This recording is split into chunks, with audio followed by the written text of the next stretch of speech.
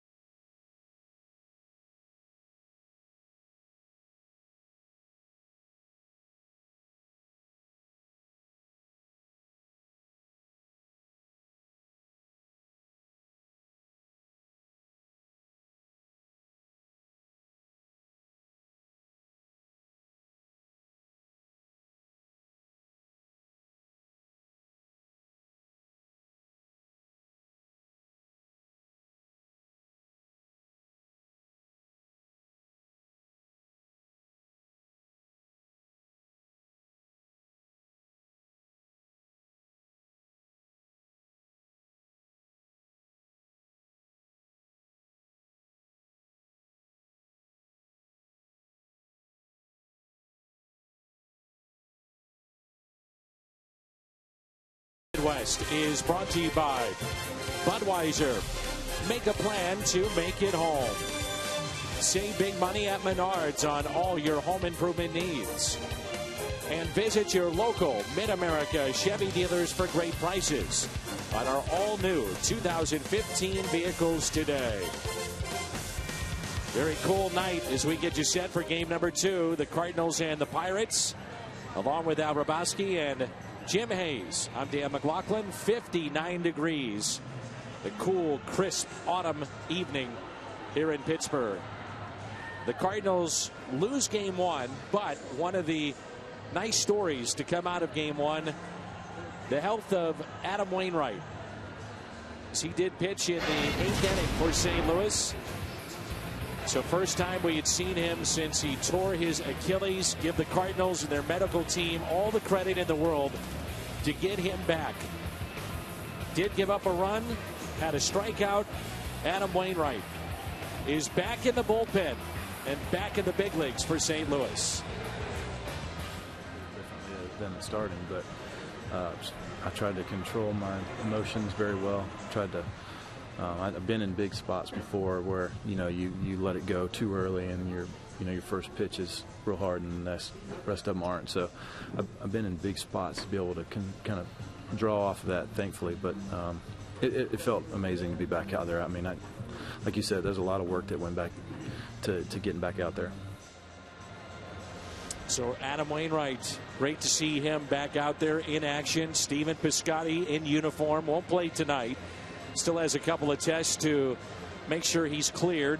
Cardinals are hoping that they would see him this weekend against the Atlanta Braves. But Wainwright back on the mound, it is a huge lift for this franchise. Well, it is. Emotionally, it's a lift for him, but also for Mike Matheny and the entire club. He missed 141 games. And usually, and at the time of his injury, it was diagnosed as a 12 to 18-month recovery time. And here in about 5 months, he's back pitching at this level. So good news. You mentioned he gave up 2 hits, gave up a run, but so what? He was throwing 94 miles an hour. Looked like he was pretty much hitting his spots. And that could be a real plus for the Cardinals for the rest of the regular season and into postseason.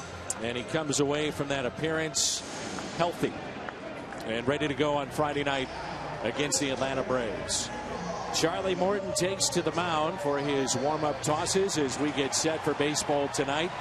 Pirates take to the field. Much better crowd here for game 2 of the doubleheader. This crowd will be electric tonight as we take a look at the St. Louis lineup. Leading off will be Matt Carpenter, hit his 28th home run in game 1 of the doubleheader, followed by John Jay in center field. The shortstop is Johnny Peralta. Right fielder Jason Hayward will bat cleanup.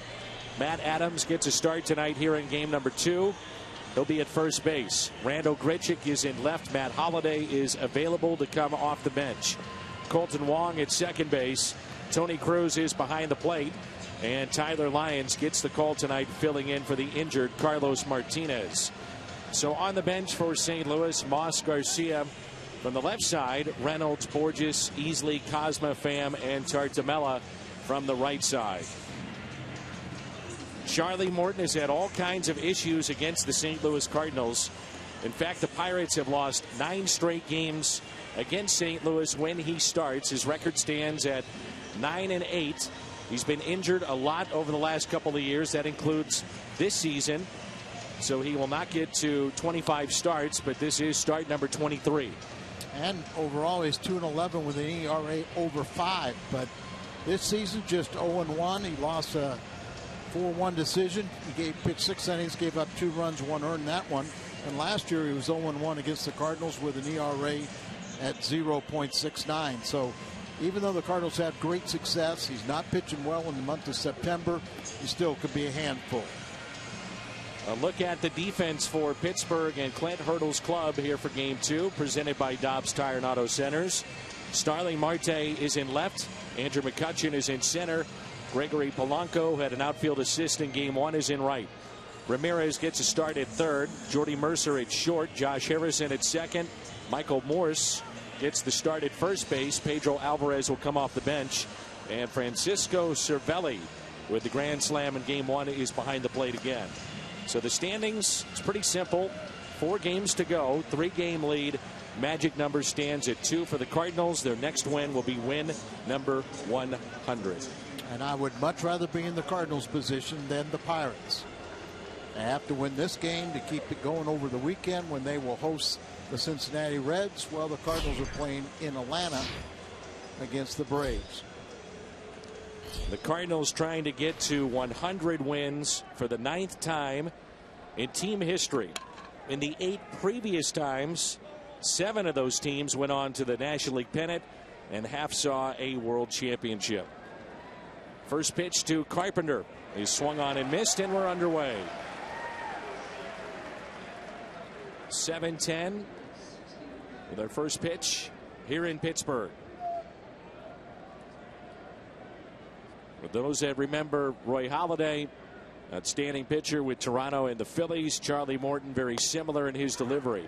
Quickly, 2 strikes on Carpenter. They tried to change his motion on the mound to kind of emulate the big right-hander from the Toronto and Philadelphia. He was good. The 0-2 is in on the hands of Carpenter and fouled back. Charlie's also cut down on his walks, but at times he can walk an awful lot, usually earlier in his career, and you don't want to chase his pitches out of the strike zone. Carpenter had a double in the 4th and a home run in the 6th in game 1. Check swing did not go. It's Toby Basner, the third base umpire. Gary Cederstrom is behind the plate.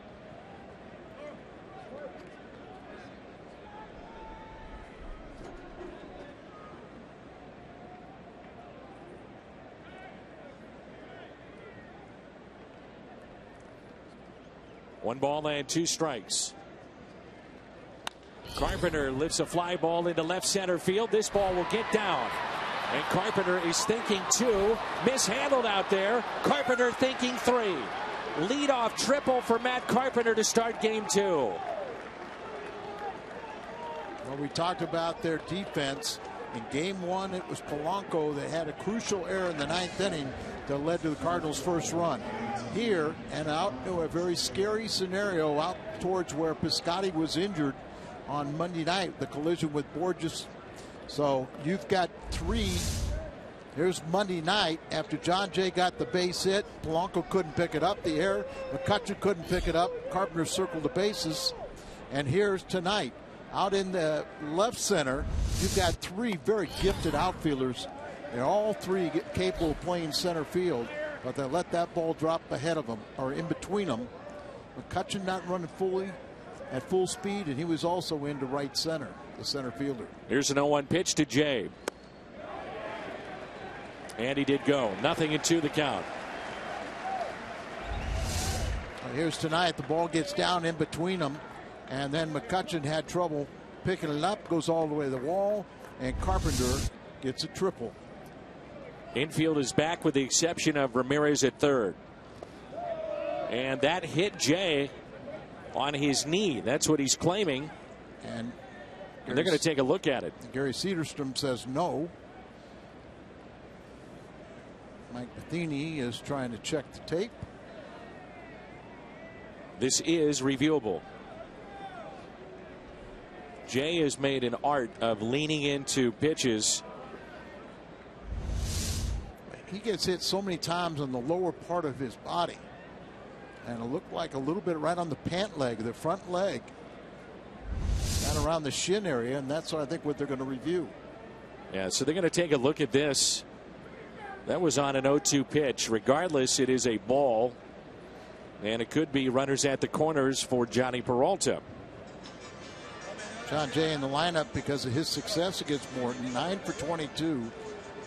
Couple doubles, walks, 3 RBIs. Watch the right pant leg. Down around the shin. It hit him, right? You got better eyes than I do. Make me right, Danny boy. It's close. It is close. So the Cardinals will challenge this call.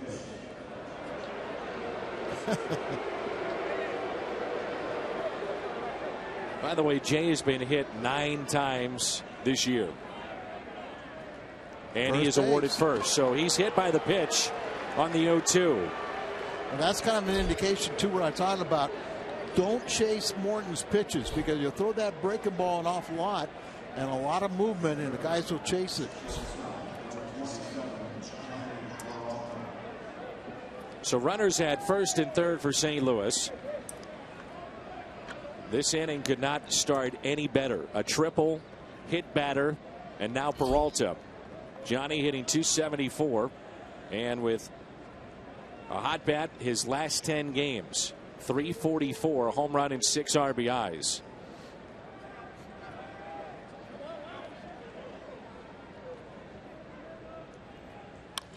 And a ground ball hit to second. Run will score. It's a double play. So Peralta hits into his 23rd double play, but the run does score to make it 1-0 St. Louis. Harrison, Mercer to Morse. Boy, it looked like Harrison really reacted slowly, and that ball almost got by him. But hit sharply, so once he did catch it, his feed to Mercer, and then they complete the double play. But I'll take the run.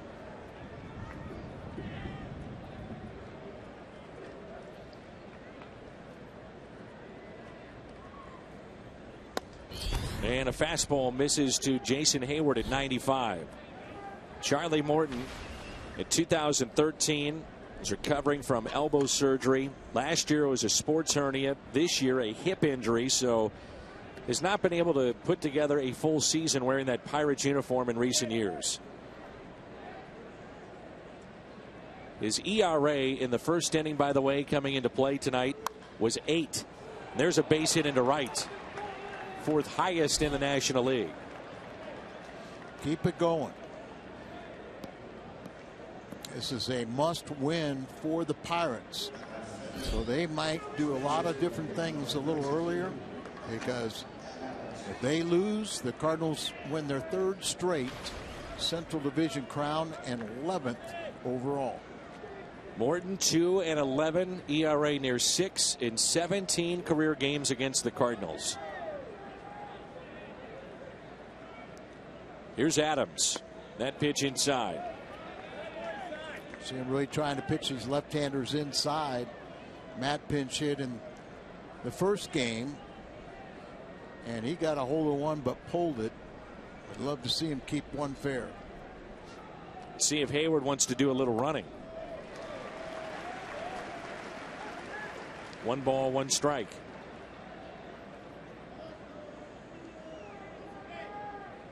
There are the numbers against St. Louis.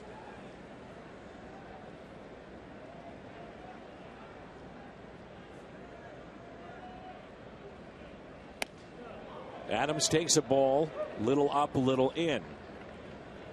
One thing that run does, takes the wind out of the sails of the club, I think, when you're talking about the Pirates, but also this big crowd. I mean, they are amped up. Yeah, keep them down. Score early, score often. 2-1 is hit down the right field line. That ball is fair. Hayward on his way to third. They'll wave him in, and Hayward will score. And it's 2-0 St. Louis. Polanco, it looked like, had some issues getting that ball out of the corner. He did. And with that, Matt Adams makes it 2-0 St. Louis here in the top of the first. Jason Hayward started to go and then stopped at first base, but a hard hit ball up against the wall. Polanco was too close. The ball got by him, and that guaranteed that Hayward would score.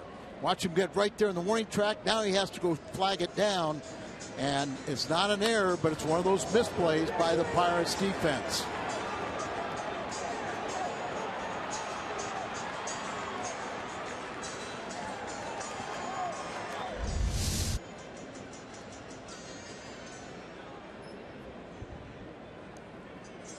Ray Surge out to talk to his battery. And the Cardinals putting a little pressure on here. And Dan, I think you bring up a great point. Just keep this crowd out of it. Not that the Cardinals can't play in front of a hostile crowd, but it's a lot easier to keep them silent. As they did on Monday night. This crowd was electric on Monday night. And the Cardinals have made it 2-0 here in game number 3 of this series. And now Randal Grichuk, who's hitting .280 with 17 home runs, 47 RBIs.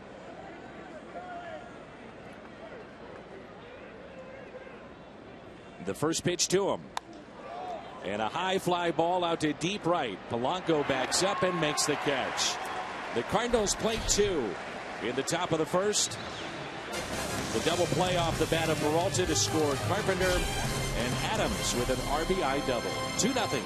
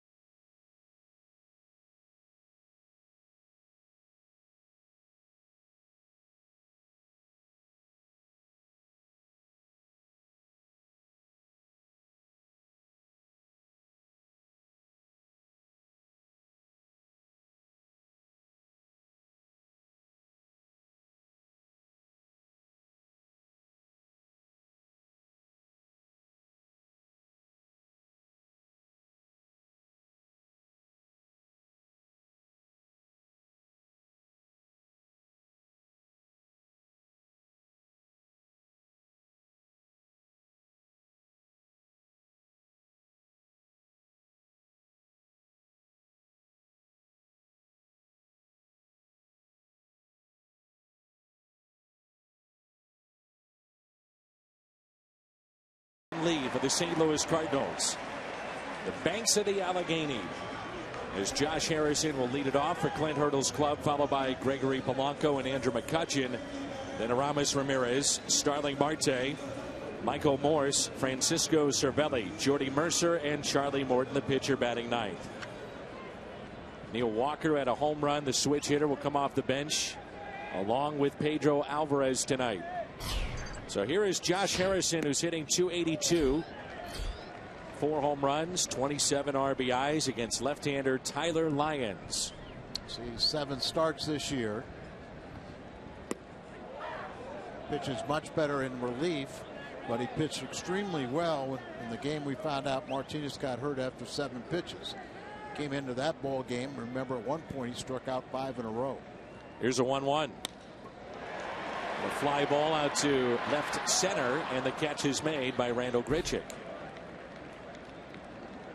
I don't know about you, and it may be overstating the obvious, but this first inning is important for Tyler Lyons. It seems like when he starts, and if he has issues, they snowball and they happen in a hurry, and they happen early in his starts. Yeah, I think it really is important also. And I wouldn't be surprised, you know, if he just pitched one time through the order. You know, hopefully it goes longer. But I mean, we got plenty of arms for whatever you do. But he's got a football background. I always love that. Senior year in high school, he was all-state, and that's the state of Texas, as a quarterback. And went to Oklahoma State. Won 22 ball games for them. And Polanco trying to bunt his way on, and bunts it foul. And we know too, the key to Lyons is we've got that good breaking ball going. Very capable of retiring right-handed batters. And he's pitched well in relief against these guys also. The 1-1 pitch. A breaking ball misses in, and that's the pitch you have to watch out for Lyons. A very good curveball went right. I want to hang it like that, though. 2-1 pitch, and it's popped out. Johnny Peralta. 2 outs. A look at the Cardinals defense tonight with Randal Grichuk in left field, John Jay in center. Jason Hayward is in right. Carpenter, Peralta, Wong, and Adams along the infield, and Tony Cruz is behind the plate. Brings in Andrew McCutchen, MVP candidate again this year, hitting .293, 22 home runs, and he has driven in 95. He was on base 3 times in game 1. He walked, he singled, and scored, and reached on an error. We could also tell in this series that he's not 100% healthy. Got a bad knee, not running particularly well. Good curveball.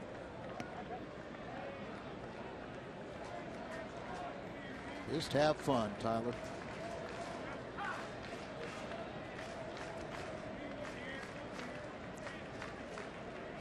I have to say, the biggest start of his career, so have fun with it. The 1-1 pitch.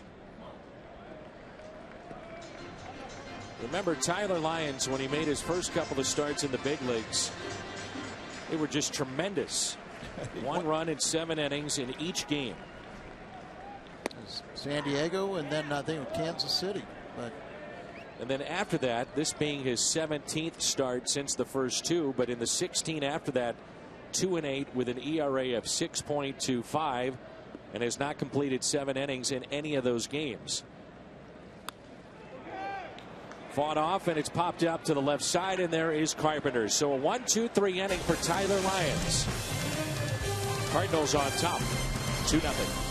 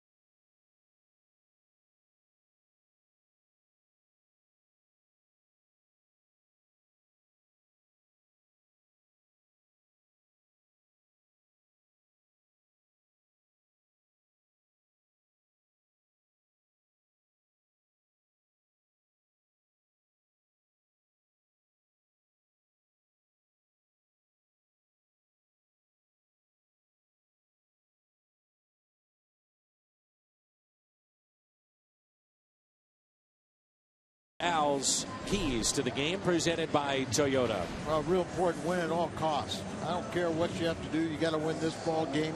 You got off day tomorrow to recover. And don't help out Morton. Don't chase those balls out of the strike zone, particularly the breaking pitches. Just put the pressure on him, and the Cardinals are doing a good job with a 2-0 start. So Colton Wong will lead it off, followed by Tony Cruz and Tyler Lyons. 2 first-inning runs for St. Louis and a 2-0 lead. And I even saw Piscotty between games was their trainers had him out running sprints. So everybody is all hands on deck. It's amazing, isn't it? Well, Steven has to clear a couple of hurdles before officially being able to play, so he won't go tonight, but anybody else, all hands on deck. Yeah, and I'm sure Steven's out there saying, I'm lobbying to get in there. Everybody wants to be a part of this one.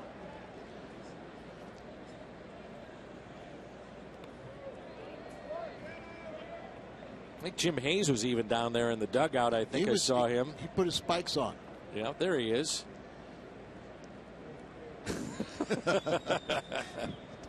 It looked like he's volunteering to pitch, though, did it? Not yet.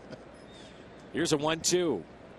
And Wong takes a breaking ball a little bit low. Jimmy's looking for the fight. He's going to go help out. And if there is a celebration, the Cardinals would win this game. Jim will be in that Cardinals clubhouse and we'll bring it to you. The 2-2. Wong just got a piece.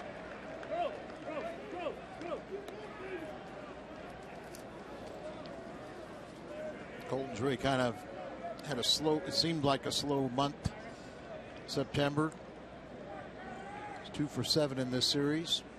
And the 2-2, a little jam shot hit to the right side. Morse gets back to the bag, and Wong is the first out here in inning number 2.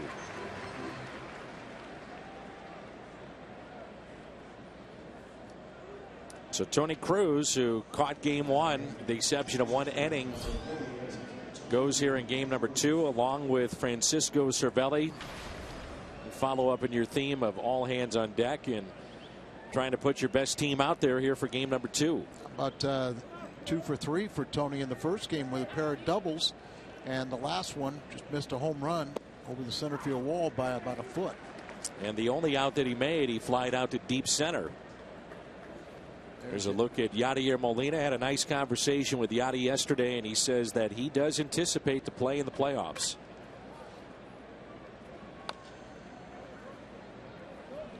Really one of the leaders of this team, undoubtedly, and has been helping a lot with Tony Cruz in terms of how they approach these hitters and the scouting report before every game. Yeah, just psychologically having him in that dugout just to offer advice and be there as a cheerleader means an awful lot to his teammates. 0-2 the count on Tony Cruz. And a ground ball slowly hit left side, gloved by Aramis Ramirez. 2 down. Dan, you know how much game this could mean to a guy like Tyler Lyons' career? I remember John Warden. John Warden was the winning pitcher in the deciding game for the '68 Tigers. Well, forget about it that it happened in August, let alone right before the final weekend. But you know, he hurt his arm, and I know that he got 3 or 4 more different organizations tried to give him a shot, just because he had it on his resume that he pitched and won the clincher for the '68 Tigers. His claim to fame was in '68. He and Denny McClain won 34 ball games. Denny won 31 of them. Won the majority. Yeah. 2-0 here on Tyler Lyons, who's hitting .231. Does have an RBI and no home runs.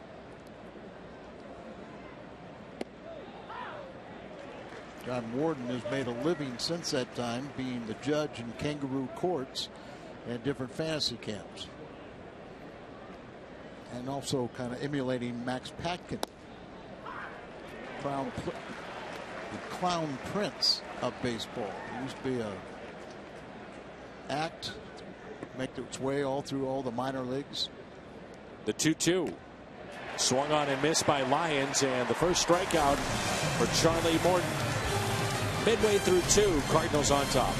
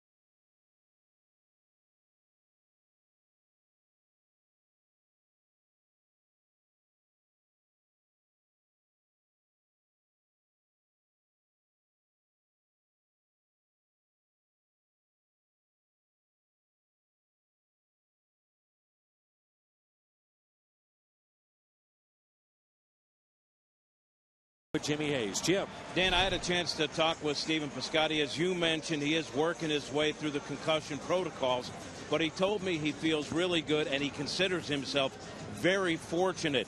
He told me he doesn't remember that horrific collision, just chasing the ball and then being in the ambulance. He told me while he was in the ER, he asked to see the video and watched it once. He told me, quote, "That's probably enough." He told me he realizes it could have been a lot worse. He's just happy there was some good news to send back to his family, as they were obviously beside themselves with worry. Dan, John Mozeliak says Piscotty could be back playing by this weekend, and Dan, that would be remarkable. It really would, Jim, and this is Aramis Ramirez at the plate, and that pitch is popped up down the right field line and a fair ball. So base hit for Ramirez. Jim, while we have you, for fans that didn't have a chance to join us earlier today for Game 1, you had the chance to have on the pregame show Peter Borges, who was part of that collision with Piscotty. What did you take away from that conversation? How affected that Peter was by being out there. He said he felt helpless. He saw his teammate down. He just wanted someone to help him. He said he realized that the folks in the bullpen couldn't help him, so he was trying to get the trainers out there.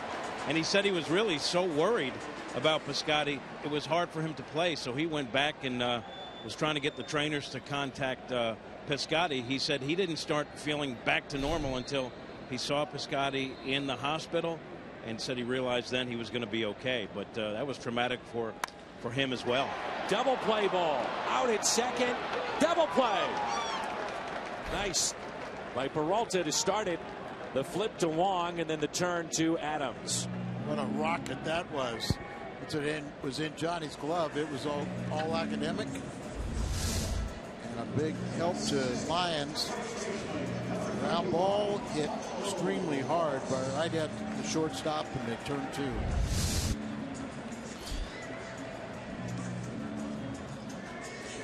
Here is Michael Morse. Began the season with Miami. Then traded to the Dodgers, who then flipped him to Pittsburgh. First pitch is hit out of play. What's interesting about Tyler Lyons, you can dig through the numbers and find various things that do catch your attention, but with the bases empty this season, opponents hitting .275. Completely different with runners on. He's much better. 241 with runners on base. 208 they're hitting against him with runners in scoring position. But it's when the bases are empty that most teams have had success. And it's also how well he has pitched in relief. 9 relief appearances, 0-1, but a 1.37 ERA, 193 average against him. 1-2 pitch. 19 career starts, 4-8, 5.56 ERA. So what do those numbers tell you? Why is he better out of the pen, you think? Well, I think part of it is that he is suited to really go through the order one time. And that second time through the order, they kind of get to him. They get a better idea. He's given up almost 4 times as many home runs as a starter. And remember, some of the appearances are long relief, so I mean, it might even be an indication. And there's a better look at it right there. First time through the order, 220, then they're 300 hitters from that point on. But we think that he can be a very successful reliever. The 2-2. And Morse hits a fly ball down the right field line, and that ball is foul. Home run distance, but foul. And of course, we also believe that as a spot starter, you know, you come in here, you do the best job you possibly can, and that's how foul that ball was. Morse, a big, strapping, physical specimen, and a lot of people think he should have more success in this game than he has. He's got a couple good years. But you look at him there, and he's very imposing. The 2-2. Ground ball to third. Matt Carpenter. Lions is through 2. We head to the third here in Pittsburgh. Top of the lineup, St. Louis on top.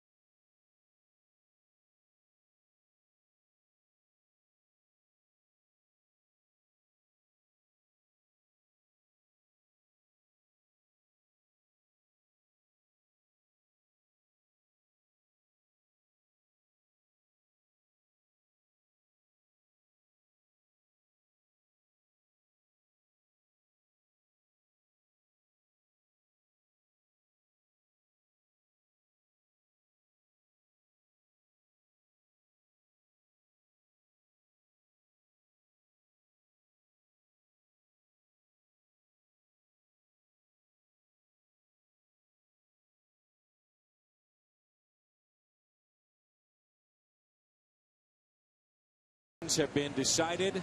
The most recent today, the Toronto Blue Jays, they had a 15-2 win over Baltimore. And that is their first American League East title since 1993. Magic number for the Cardinals stands at 2. For Texas, it's at 4. Dodgers clinched last night as they officially eliminated the San Francisco Giants.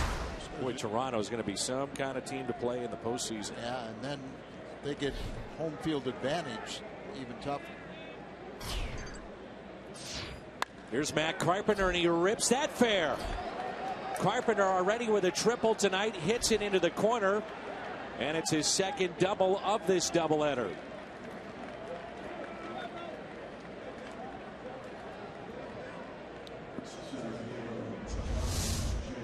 Carpenter tripled his first time up. Now he takes this inside pitch, just drills it just inside the bag. Great camera work right there. Down into the right field corner. Well, he did set a little history in the first game also. Carpenter broke St. Louis's single season record. Lou Brock's 21 home runs in 1967. Home runs by a leadoff batter. And now it's John Jay, who was hit by a pitch his first time up. This is the guy that maybe you want at the plate against Charlie Morton. A career .409 hitter against him. Third highest among players with at least 20 at-bats against Charlie Morton. And he's hit by the pitch again. Now think about this. John Jay's last 8 plate appearances against Charlie Morton. Strikeout, strikeout, hit by pitch, strikeout, strikeout, and now hit by pitch, hit by pitch.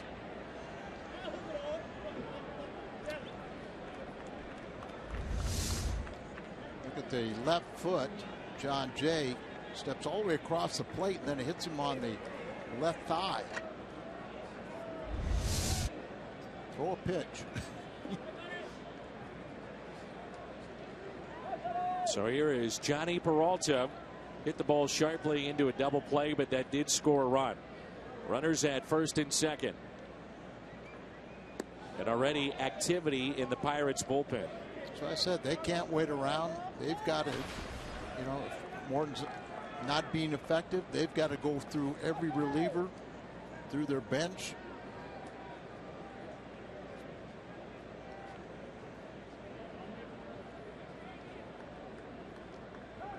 It's not like their season is over, but they would be eliminated as the Central Division crown.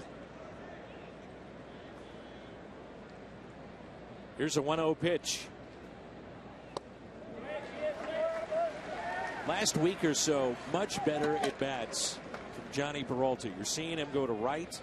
You're seeing him take the ball up the middle. When he does that, usually he's locked in. Well, I think it all goes back to the point. Remember on the last road trip, he got 2 days off, a weekend off, and then we had Monday off. He was just running on fumes, and now I think it's starting to rejuvenate him. 2-1. Had a very, very good second season. Probably the last couple of weeks, he's doubled his error output, but still very low total. For somebody that plays every day, just what, 8 errors? Here's a 2-1 pitch to Peralta. In the dirt. Hayward is on deck. 3-1. This crowd growing restless here at PNC Park. Can you afford to let Morton potentially face Hayward with the bases loaded? You go and get one of your 3 lefties. If we get there.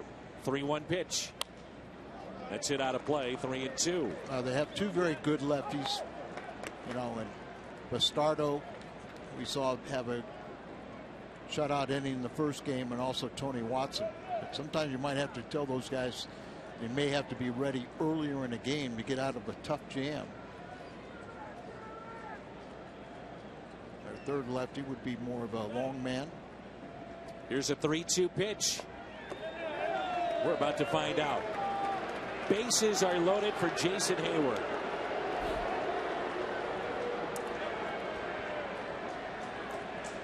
Just not sure you can afford to let Morton face him. Yeah, they're going to go right to it. The lefty.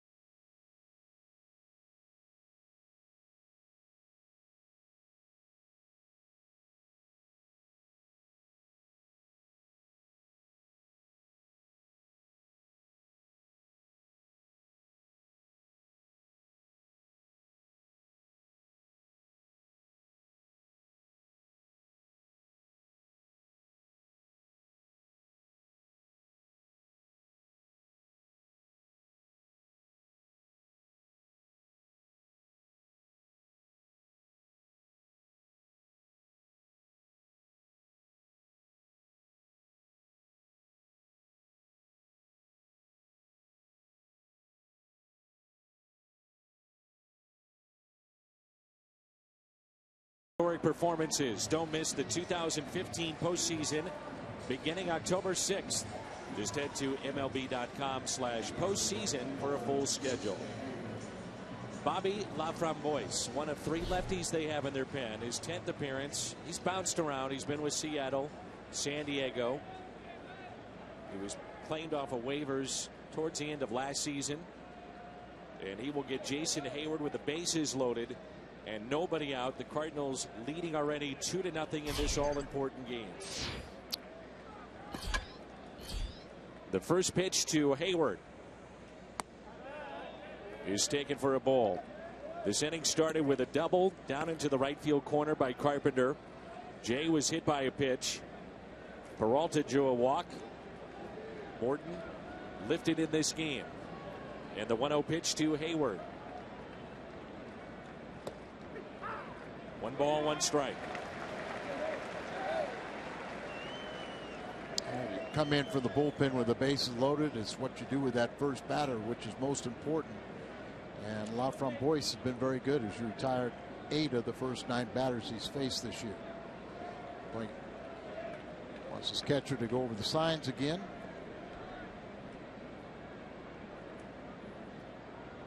One ball, 1 strike on Hayward. The next to him. Inside.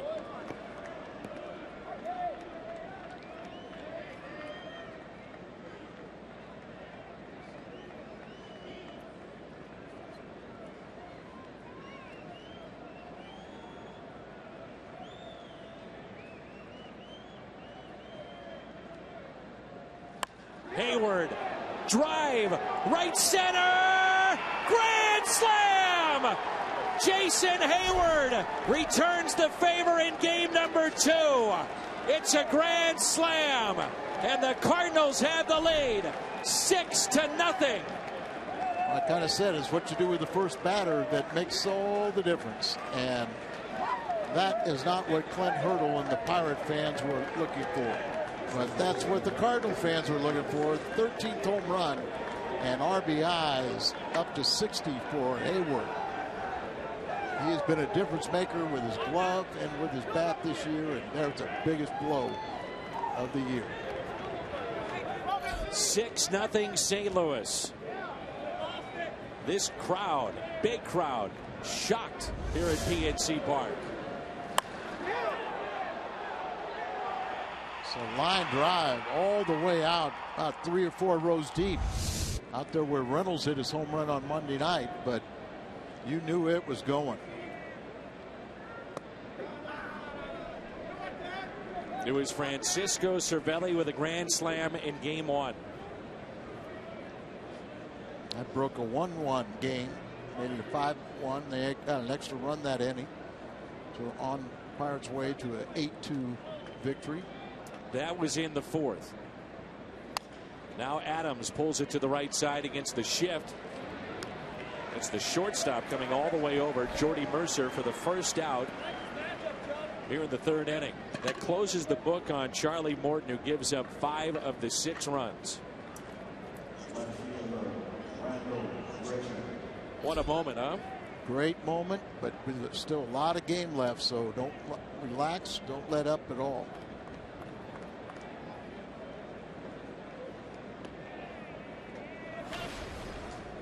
And don't let them back in this game.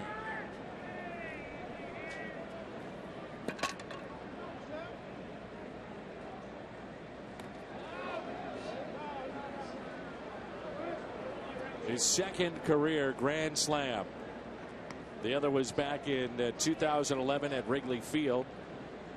Jason Hayward up to 60 RBIs, as Al mentioned, in his 13th home run.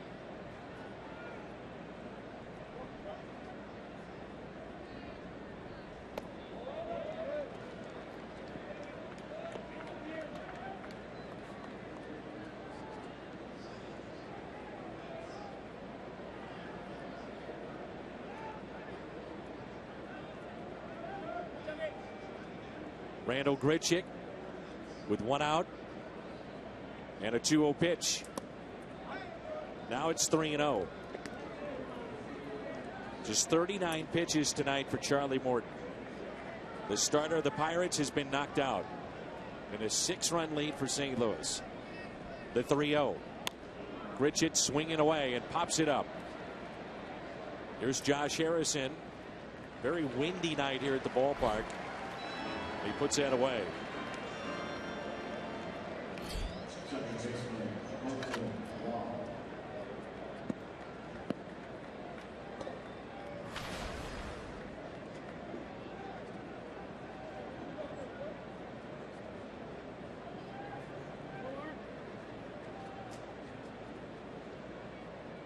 Here's Colton Wong, who grounded out to second his first time up. And a ground ball that's hit to short, taken there by Mercer.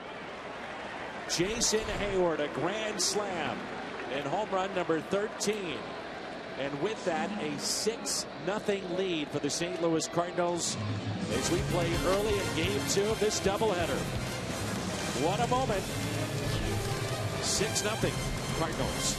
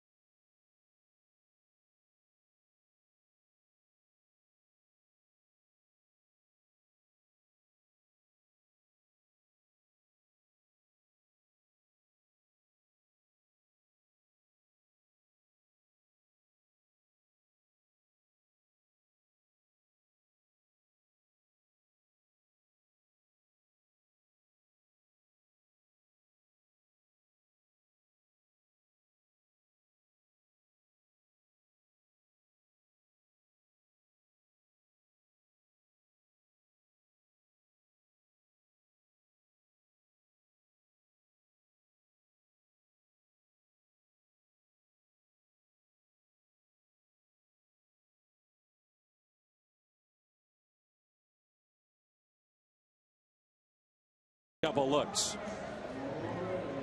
Second home run of the year against a left-hander. He has the highest batting average. Not very high, just 267 off of lefties, but second home run against him, and he made that one the best. Also his 45th multi-hit game of the year.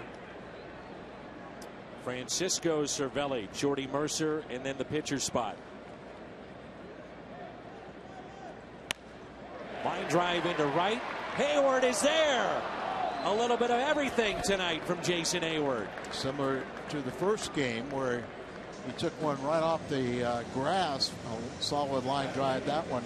That time he came in there, and he might have carried a little more than he thought. But he has been outstanding defensive all year, and especially in this series. It seems like all his throws have come at big times, too. Yeah. You know what I mean? It's the play at the plate at Dodger Stadium or in Chicago here the other night. I mean, he has had some big plays along the way. Two-time Gold Glove winner, and as you said, he threw out a key runner, completed a double play, and Marty trying to go home Monday night early in that ball game. Later on, kind of sinking line drive right off the shoe tops. So he left his feet. And two nice plays similar to that one today. That's popped up and out of play. Jordy Mercer hitting .245 with 3 home runs. And he's driven in 30.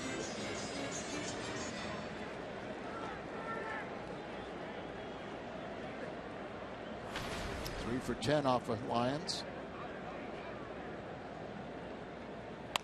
Off-speed pitch had him out in front. Carpenter cuts it off before it gets to Peralta. Wise decision to get to that baseball. There's 2 away. October means baseball, and FS1 continues to be your home for the postseason. American League Division and Championship Series. Don't miss a moment of the drama and history. It all begins October 8th on FS1, streaming live on Fox Sports Go. Well, you're Clint Hurdle. You've got expanded rosters. You need to take every shot you can, and that's why he will pinch hit here. Look for any offense that he can. This is Jeff Decker, left-handed batter, to face the lefty thrower Tyler Lyons. Saw Decker in game 1 as a pinch runner.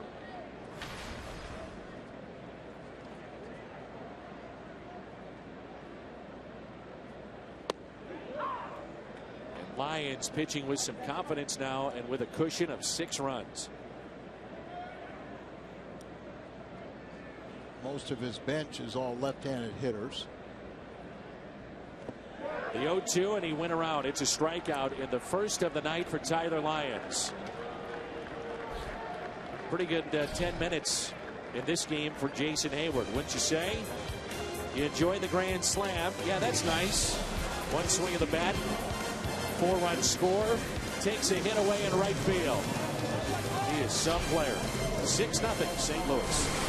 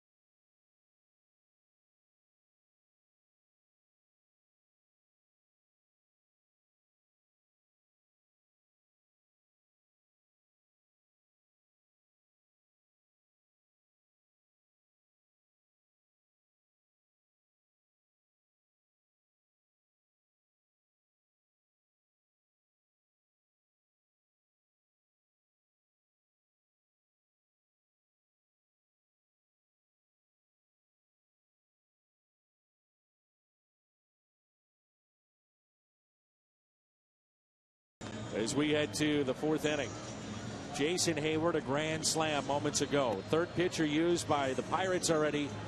So Chevy called to the pen. Joe Blanton's been around a long time. Started this year with Kansas City.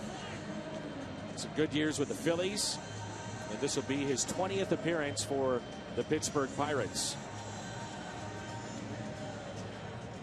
He was 2-2 in the American League with an ERA just under 4, much better, as he's won 5 games, 5-0 with the Pirates in his 20 appearances.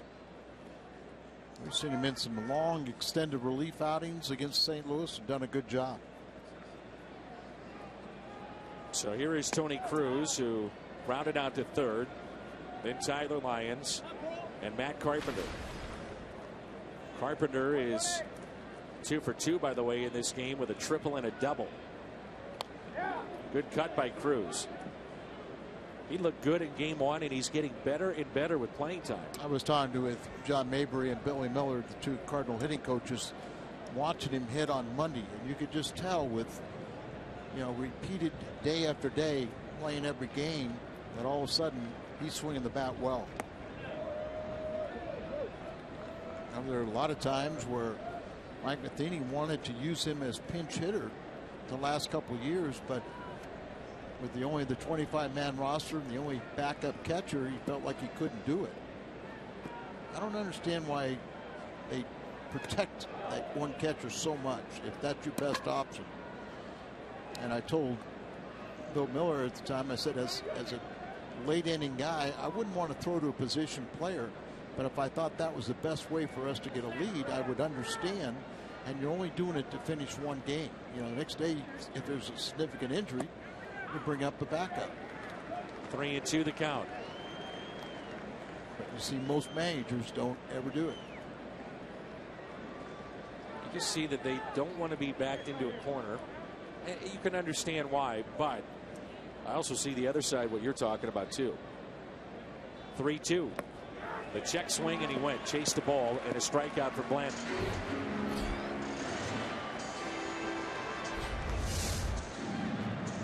That looks like he slimmed down a little bit. She said he's been around a long time and he's done a nice job.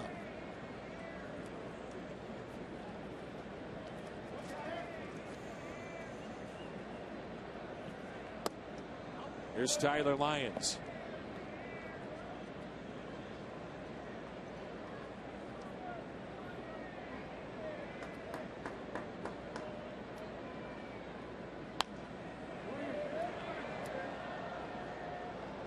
One ball, one strike. I think you see Tyler hitting here 6-0. He deserves to go further in this game.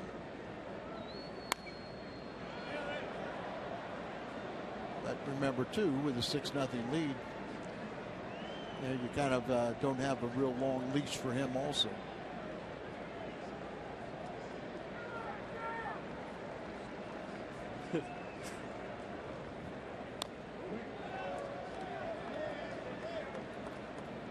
Blanton started back in 2002. He was with Oakland.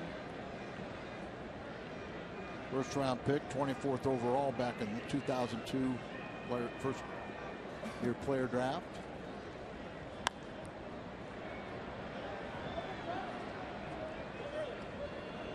One and two the count. Very big inning, as you talked about earlier. Second time through the lineup coming up for Tyler Lyons, which has been his issue. You know, he's gained a lot of confidence in what he's done the first time through the order. Just one base hit allowed. And Pirates, you know, they're got to be stunned, down 6-0. Right the hot hand as long as you can. Here's a 2-2. Lyons slaps it foul. The way that he's pitching out of the pen, I'm sure the Cardinals are giving it some thought about the immediate future of postseason play and looking hard at Tyler Lyons potentially being in that bullpen. Well, we know there's going to be some real tough decisions. Absolutely. Guys are going to be disappointed. And now with the rule that you can change that roster every round, you know, it makes it a little easier to kind of look and see if one guy maybe matches up real well against one team and he doesn't do it so much with the other. Lyons puts it in play and hits it to third. Aramis Ramirez. Good at bat though. 2 down. Made Blanton work, didn't he? Yes, he did.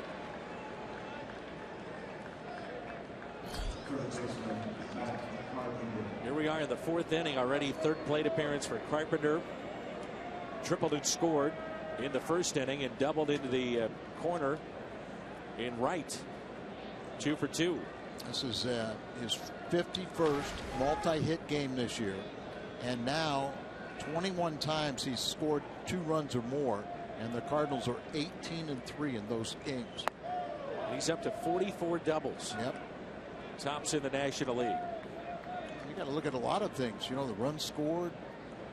You know, all kinds of numbers that they're really starting to get up there as among the league leaders. He is 1 run shy of 100 scored this year. And I, you know, once again, he's going to be in consideration MVP. I don't think he'll be in the top 5, but he is that type of player that every day, you know, he comes to play. And Carpenter hits a fly ball that is out of play, tailing towards the line and into the seats. 1 ball and 2 strikes. You know, and you look at some of the other guys that are going to get recognition. You know, had a pretty stable offense and players surrounding them that are having good years. Because of injuries, I'm not sure you can say that about Carpenter. Here's a 1-2. The Pirates with 96 wins after their win in Game 1. And the last team to have that many wins and not finish in first place, the 2010 Yankees. Doesn't get the call. Blanton didn't like that. Like it's been consistent on that pitch inside to left-handed batters. You know, they're not consistently been called strikes. 3-2 the count. And the next to Carpenter. Spoiled it. It's a busy day around Major League Baseball. 3 rainouts last night. Got to get these games in. 18 games on the Major League schedule today. Last time that happened, September 13th of 2009. A 3-2 pitch to Carpenter. Good at bat as he draws a walk. 80 walks now for Matt Carpenter. You see the frustration of Blanton. He thought he had strike 3 not once, maybe twice. Brings in Jay, who was hit by a couple of pitches in his first 2 plate appearances.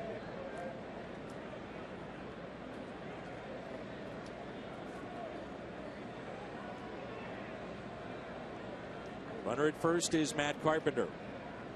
Very short lead. Jay hits it sharply to short, taken there by Mercer. He'll step on the bag. Carpenter on base 3 times tonight. Midway through 4, 6-0 St. Louis.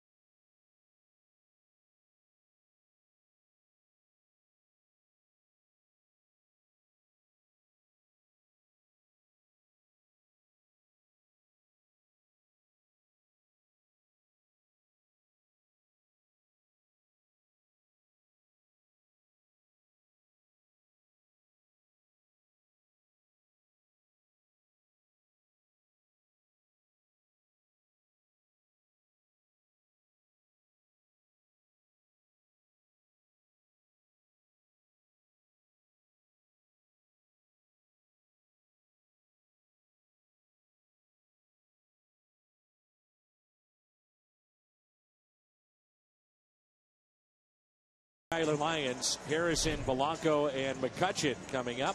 Let's check in with Jim Hayes. Dan, game one wasn't that much fun, but it did feature Waino's first appearance since he tore his Achilles on April 25th. Wainwright told me he has a little tightening up to do, but otherwise was very happy with everything from velocity to command to the way the ball came out of his hand. I asked him how far away he was from being where he feels like he should be, and he told me, quote, "I'm right there." He said with all the work he put into making it back, it felt amazing just to be pitching for real, and he plans to do more of it. Mike Matheny said he was impressed by Wainwright and says he wants to get Adam into a higher leverage situation, Dan, by the end of the regular season. Here is Harrison, and he lines it out to right field. There's Hayward again. Jim, I'm going to ask you this question because you're around the players every single day. You've been asking that question every single day. Will Adam Wainwright come back? You've talked to John Mozeliak, Mike Matheny, Adam himself. They all said, yeah, okay, well, he's trying to get back. Did you ever really think he was? I'm going to put you on the spot. Early on, absolutely not. But as Wainwright kept pitching and kept doing things around the ballpark under the radar and kept being confident that he would pitch again, I started to believe him. And when Wainwright looks you in the eye and says, no, this is going to happen, then you tend to believe him. I remember talking to John Mozeliak, and I agree with Jim, and here is Gregory Polanco. And I said, do you really think he's going to do this? He said, well, we're going to let him go as if he is. We're not going to discourage him from trying to come back.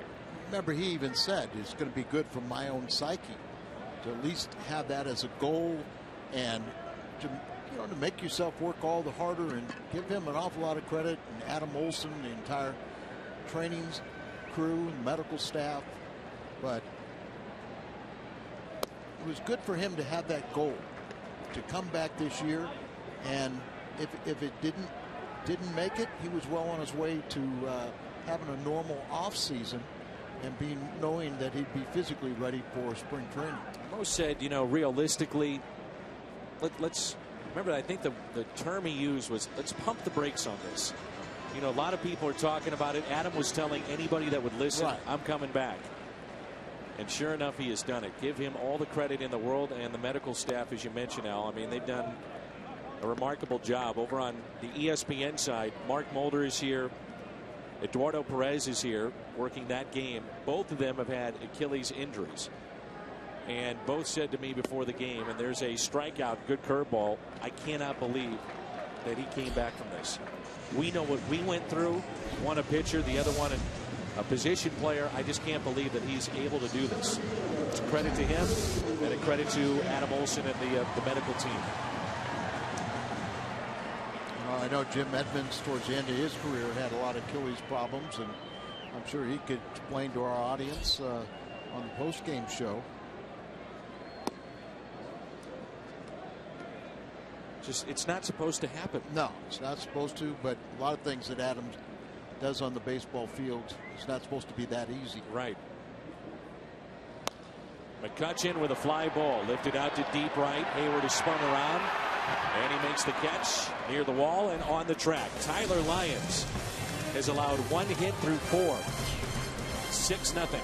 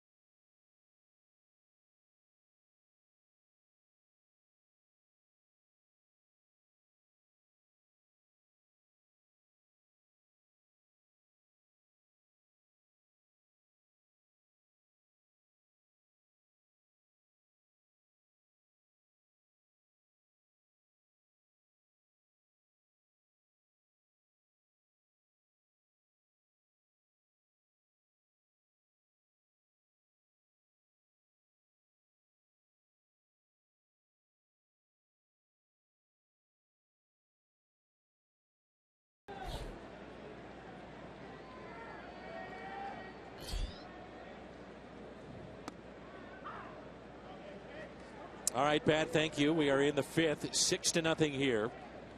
Johnny Peralta is grounded into a double play. That was in the 1st. That scored Matt Carpenter and walked in the 3rd. Ground ball that's hit to Aramis Ramirez. One away. A reminder that if the Cardinals do clinch tonight with a victory, we will take you inside the Cardinals clubhouse for an entire celebration.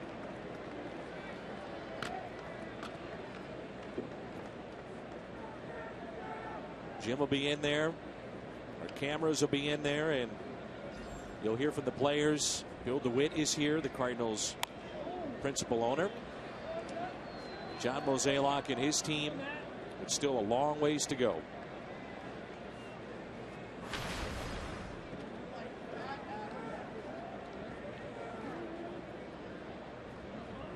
Jason Hayward is 2 for 2 with a grand slam. Because of Jason Hayward's blast, there is breathing room, and Cardinal pitchers can make, they got leeway. They can make some mistakes, but so far, Tyler Lyons has nearly been perfect. Boy, he's been exactly what the Cardinals needed here tonight. And you just love to see him go out there and just, you get a game like this that Cardinals were disappointed they didn't win the first one and wrap it up. But you could tell they just really weren't down. They were, okay, we missed an opportunity, but we got another one. Present ourselves to lock up our 3rd straight Central Division crown, and we're going to make the most of it. And it all starts with starting pitching, and Tyler Lyons set that tone.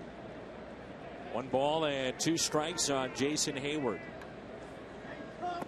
And he waves at it and strikes out. 2 for 3. Well, fans, for a limited time, you can get exclusive access to 2015 playoff and World Series tickets by placing a deposit on new 2016 season tickets today. For details, visit cardinals.com/season. Matt Adams with an RBI double back in the 1st. Shift on here. And also very settling for Tyler Lyons when he took the mound for the first time. He was working with 2 runs.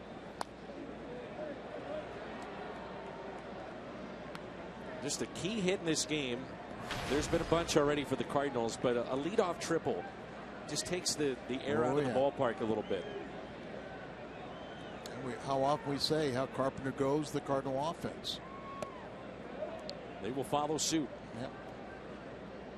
He is 2 for 2 and a walk, and has scored 2 runs already tonight. Scored on that double by Adams in the 1st inning. And Blanton has come in and controlled things a little bit. 2 scoreless innings, 2 strikeouts in the inning, 3 so far.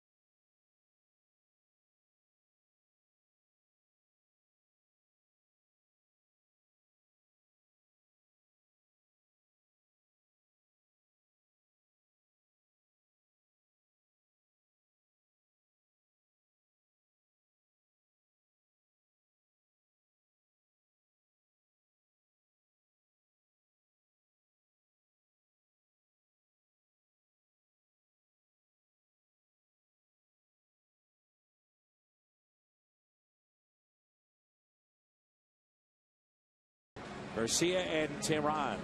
Game 1 of the final series of the season. The Cardinals and the Atlanta Braves. And our Budweiser What's on Tap will come your way at 6.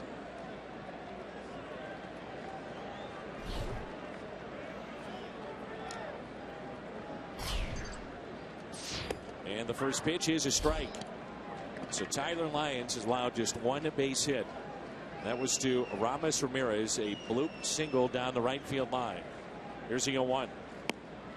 That breaking ball has been a good pitch for him tonight. Well, usually his success will depend on that pitch. Here's a 1-1.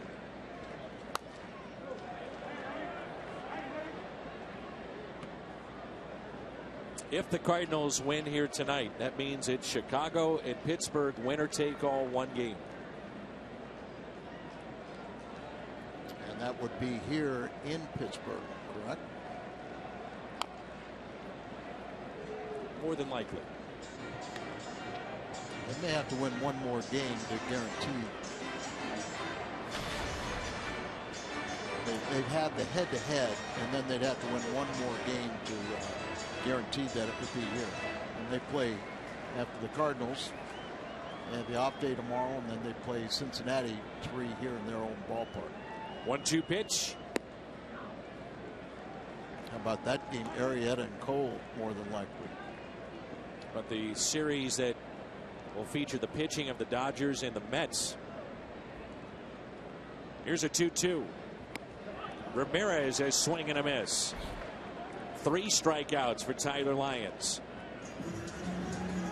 He's also getting them to expand their zone too. It's like a breaking ball. It was a hanger, and Ramirez jumped at it but swung through it.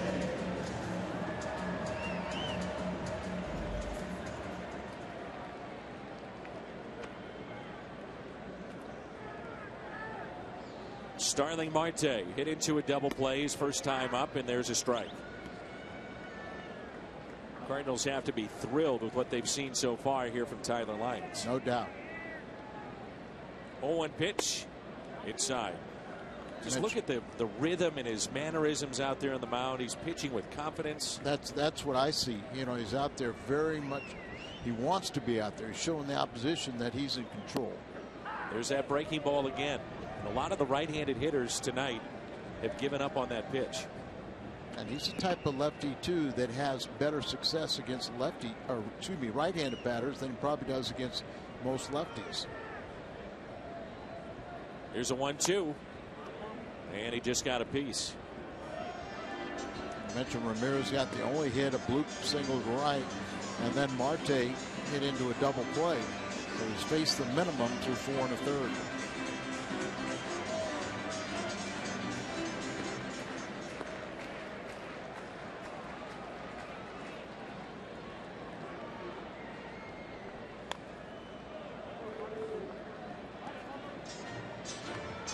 Getting good swings. No, late swings. Yeah, and just the 6-run lead has taken a lot out of the sails of the Pirates. They're capable of coming back, but a little change up there. Turned it over, it looked like, and a strikeout back to back. And he's got 4 tonight. He has struck out 3 of the last 4 he's seen. Fans, for a limited time, you can get exclusive access to 2015 playoff and World Series tickets. And you'll see that coming up at Cardinals.com. Now it's time for our DraftKings players to watch. And the most home runs inside the Central Division. And look at that. Matt Carpenter was 17. A little bit low to Michael Morse. Remember, 22 of those have come as the leadoff hitter. And it just seems like once he moved back in the leadoff spot, everything started clicking for his season just to take off. Dan, I'm sure you agree with me that we believe in so much in Matt Carpenter where we find it hard that he can't hit in any spot. But obviously, leadoff spot is where he's most comfortable. I find it interesting that he enjoys the leadoff spot as much as he does. and yet puts up the power numbers that he's putting up. Well, that's why they moved him out of there, because he was talking about, swinging for more power, have more RBI opportunities, but he's leading the ball club in RBIs with 84. 3-1 the count. Lyons has not walked a man. 3-2.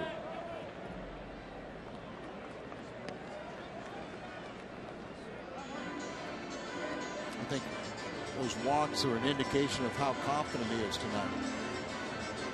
When you're questioning what kind of stuff you have, you're going to try and make perfect pitches, and you pitch behind.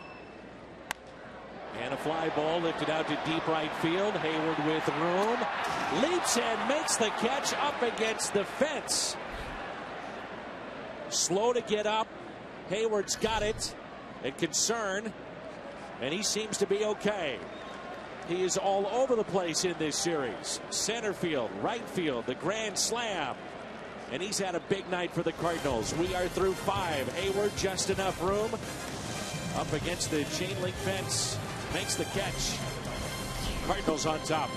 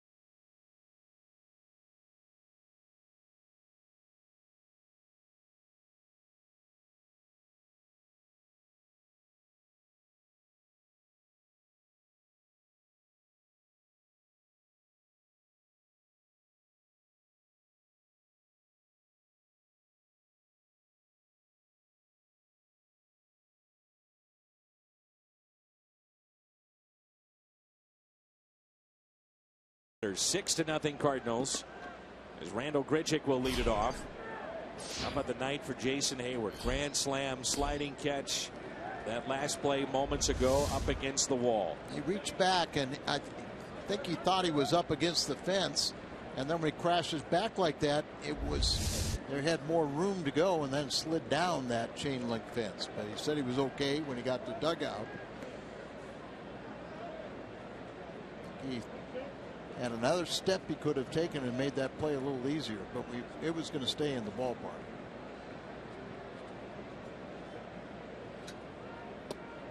Randall Grichuk looks at a strike on the inside corner. He's flied to right and also popped out to second. What a shame he missed all that time earlier with the back, and then the elbow strain. He was putting up such great numbers, even with half the at-bats, some of the contenders for the National League Rookie of the Year. His numbers are still very good in comparison. And you believe it probably cost him. I do. I think he would have been the Rookie of the Year. The 2-2 and a swing and a miss. Well, Joe Blanton has come in and struck out 4 in his third inning of work. Good slider working today. And I know some fans are saying, well, how can you say that? Look at the year that Chris Bryant has had. Well, add 150 to 200 at bats to what Grichuk has already, and he's had 25 to 30 home runs. Much higher average, assuming he stays around 280, 285. Slugging percentage would be better. He'd be in the conversation. Wong pops it up left side. Marte giving chase, and that's out of play. 46 of Grichuk's 87 hits or extra base hits. 22 doubles, 7 triples, 17 home runs, 46 extra base hits. Is second best among National League rookies, and a lot less at bats. Give you an idea, he's the first Cardinal rookie since Johnny Mize back in 1936 to put up that trifecta of doubles, triples, and home runs.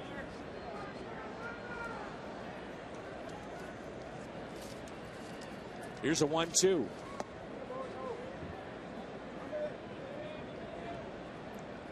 Colton Wong with his first career back-to-back 10-plus home run years since Frankie Frisch in 1927 to 28.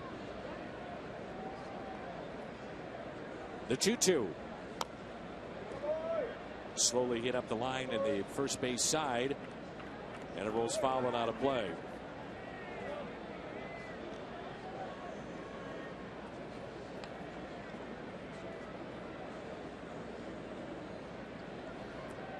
You know, you have so many different options in September, and you just wonder if they would have brought in Blanton with the bases loaded instead of bringing in a young, you know, he's 29. The 2-2 is skied into shallow right field. Josh Harrison wants it and has it. I was talking about the Laframboise, but you bring him in, and he's only his 10th appearance of the season, and yet the most damage for the year. John Mozeliak on the left, Bill DeWitt in the center, and Michael Gersh, the assistant GM, on the right. It's nail-biting time right now. And remember the very first year of the ownership of Bill DeWitt, 1996. They clinched it here. Right here. In the air to center field. Here comes McCutchen, and he won't get there. That ball was tailing just a bit, and it's a base hit for Tony Cruz. I believe it was Brian Jordan who made that catch at the old ballpark to clinch it for St. Louis in 1996.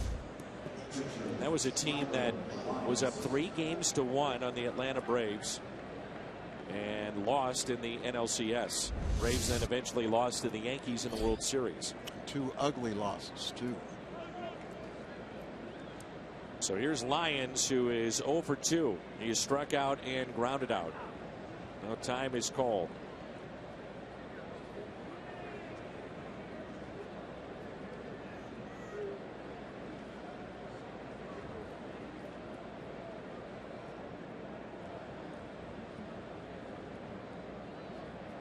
So 2 outs and a runner at first.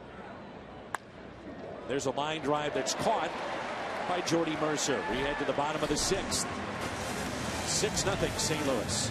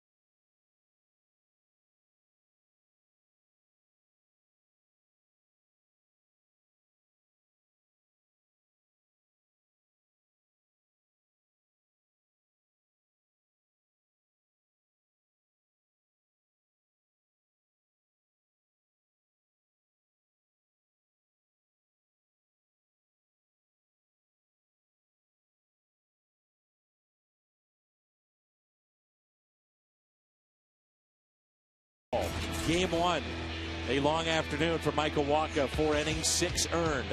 Highlighted by the Cervelli grand slam. That happened in the 4th. Then in Game 2, Charlie Morton, 2 innings, 5 earned. Jason Hayward returns the favor with a grand slam. And in this time, the story that's developing is the pitching of Tyler Lyons, who has been terrific here tonight. A couple of really good plays by Hayward defensively to go along with the grand slam. Lyons has retired 11 straight. The one hit he allowed was a bloop single down the right field line off the bat of Aramis Ramirez. 7, 8, and 9 for the Pirates, beginning with Francisco Cervelli, who lined out to right. Struck out 4. He hasn't walked a man, and he's faced the minimum through 5 innings. The one hit was erased by a double play by the next batter, Marte. A deep breath. 2 balls, no strikes.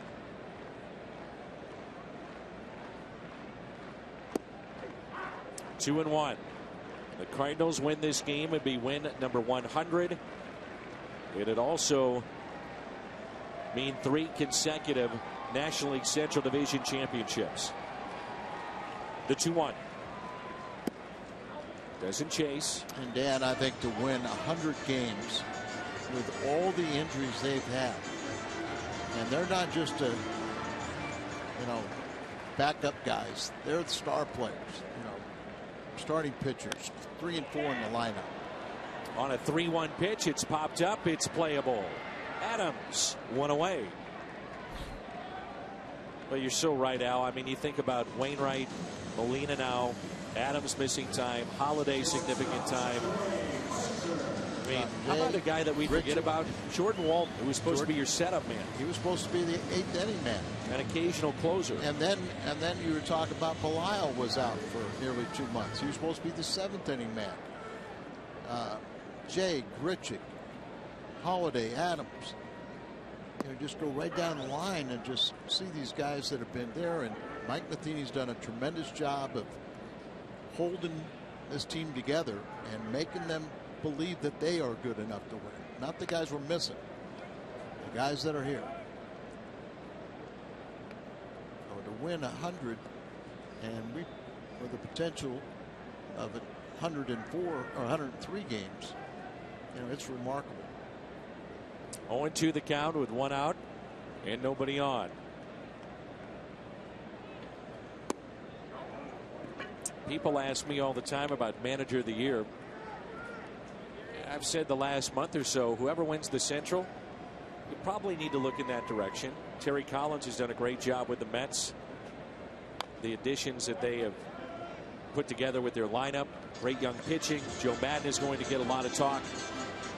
He is a media darling and favorite. 92 wins, and the Cubs are a great story, but because of all the things that this club has had to endure, how do you not take a harder look at Mike Matheny? Well, I think he should have been more consideration every year. A little flare down the right field line and foul. I think initially they said, well, you inherited a world championship team. Well, that might have been true, but it was the first time he managed at any level.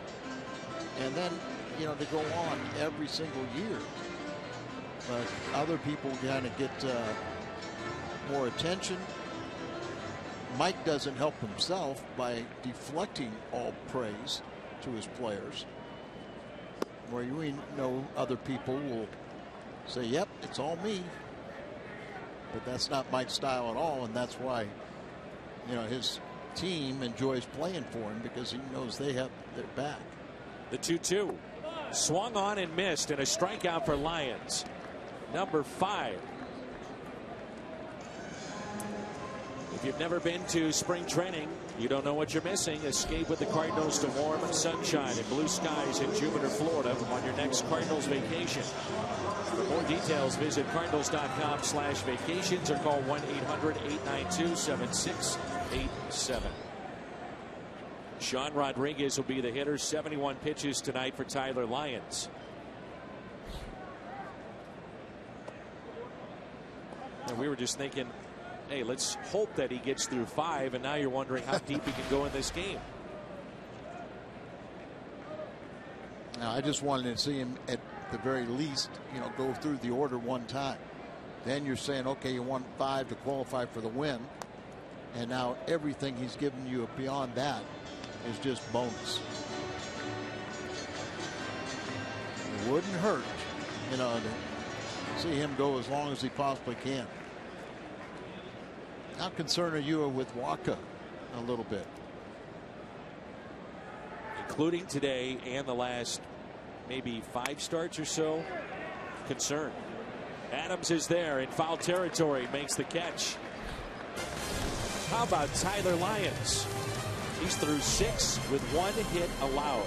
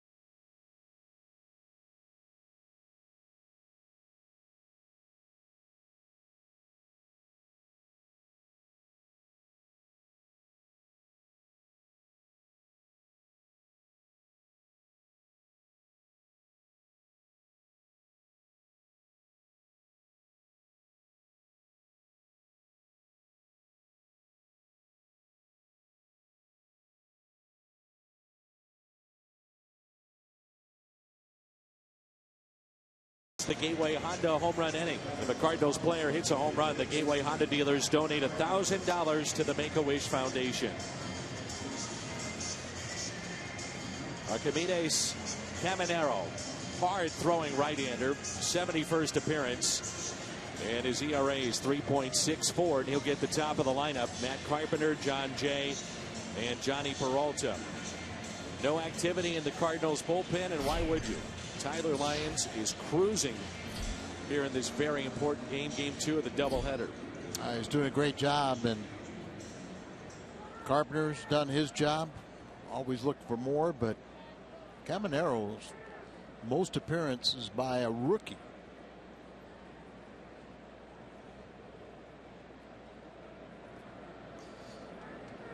National League rookie with his 71st appearance.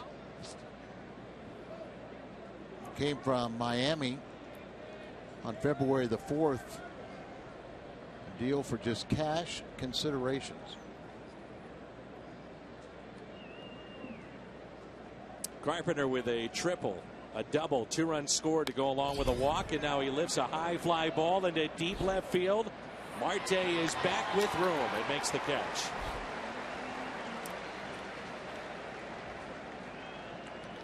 Well, don't miss a minute of the postseason action at Busch Stadium. Tickets for potential National League Championship Series home games to be played in St. Louis will be on sale tomorrow.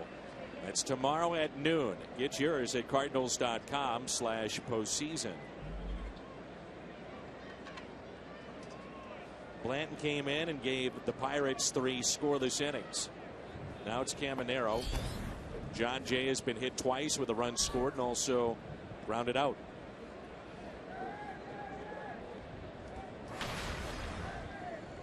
Very cool night here in the Steel City.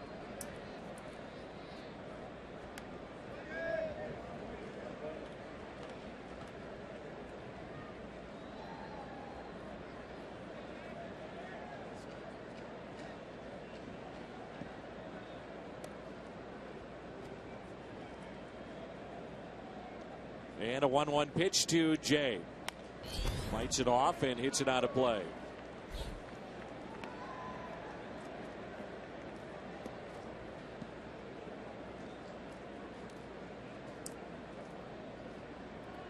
No activity in either bullpen. Outfield is straight away.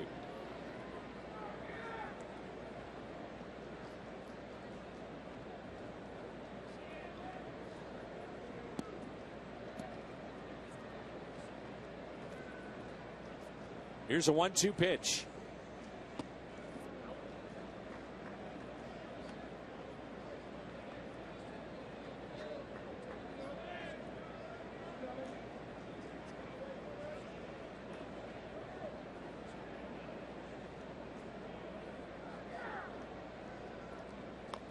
Jay just got a piece.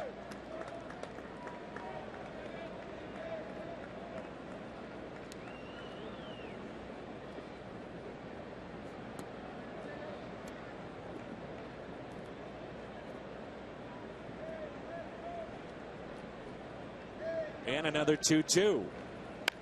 Jay slaps it foul and out of play. This big crowd has been quiet so far here tonight. There's a buzz in this city about this series, and the Cardinals, in improbable fashion, won Game 1. It was so important to set the tone potentially in this series. Game 2 pretty much dominated by Pittsburgh, and the Cardinals set the tone early here in Game 3.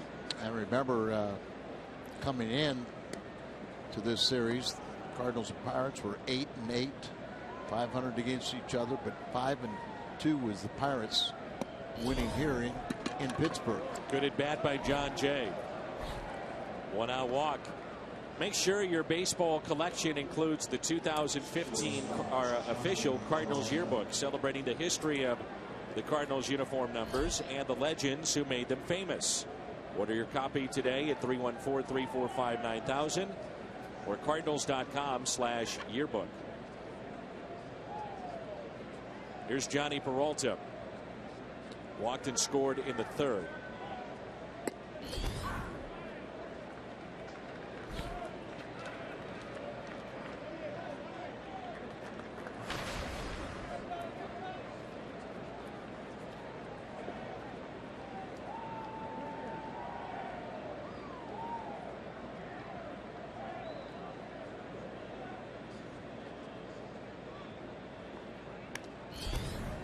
After the home run from Jason Hayward, the grand slam back in the third, the Cardinals have just one base hit. That was Tony Cruz with a soft liner to center field. That's been it. Hayward waits on deck. 0-2 the count on Peralta. Short lead at first by Jay. It's bounced in the dirt. Jay read it well and on his way to second base. Wild pitch. Yeah. A good secondary lead. And then you see the ball hit the dirt. You take it off.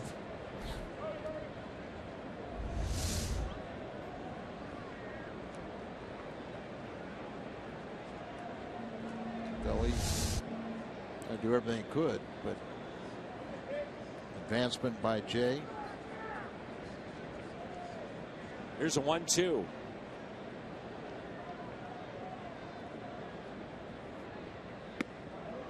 Little bit low. Off day tomorrow for the Cardinals. Wrap up the regular season Friday night, beginning in Atlanta. Friday night at 6 o'clock.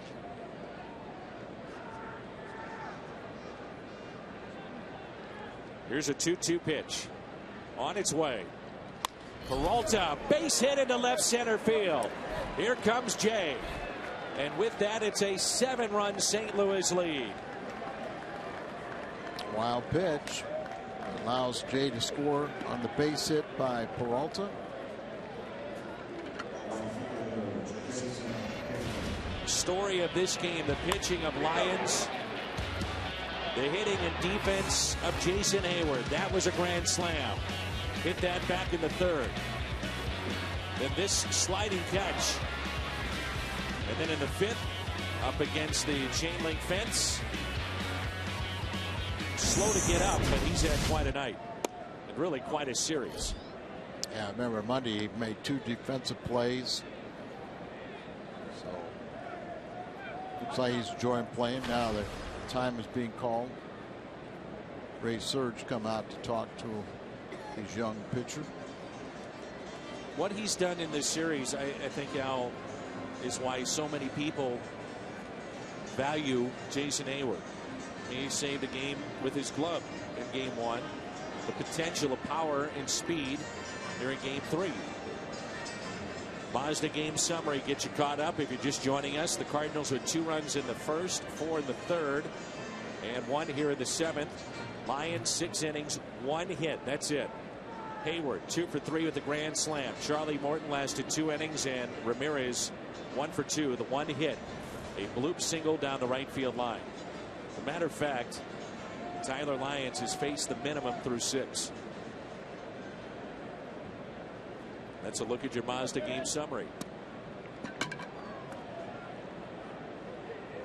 The Pirates faced Jake Arrieta out on Sunday, and they had 1 hit in that game. Off of him. Yeah. They've got just 1 here tonight. They may be facing Arrieta. You would think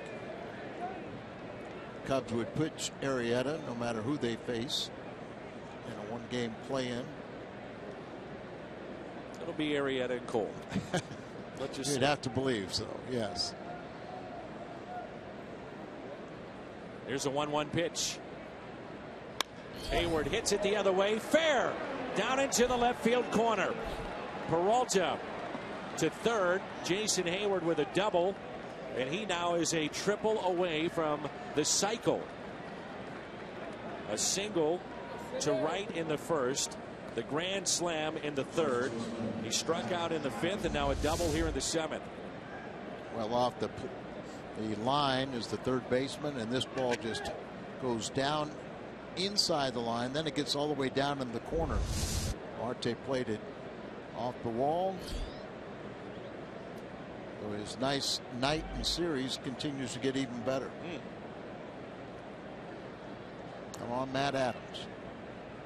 Infield is drawn in. That pitch taken for a ball down and in. You can see that, you know, if it wasn't Cole or Arrieta, some manager, if you went to, you know, Lester or Liriano, but if you didn't win. Ground ball slowly hit to second. Runner stay put. Might get yourself fired, wouldn't you think? Yes. Jake Arrieta might be the best pitcher on the planet right now. Well, I mean, just the way he's pitching, you know, in his second half has been incredible. ERA is under a half point, isn't it, since the All-Star break? It's just over 1, yeah. So, I mean, he's been unbelievable here in the second half. 21 wins. He hit a home run in that ball game, too, against the Buccos on Sunday. So 2 outs and 2 on. If the Cardinals hold on, it'd also be the 3rd consecutive year the Pirates will have played in the play-in game. Beat the Reds 2 years ago. Last year lost to San Francisco, won the World Series, and this year they would get the Cubs if the Cardinals hold on. Still a long ways to go. Cardinals strand 2. They add to their lead with a Peralta RBI single. 7-0.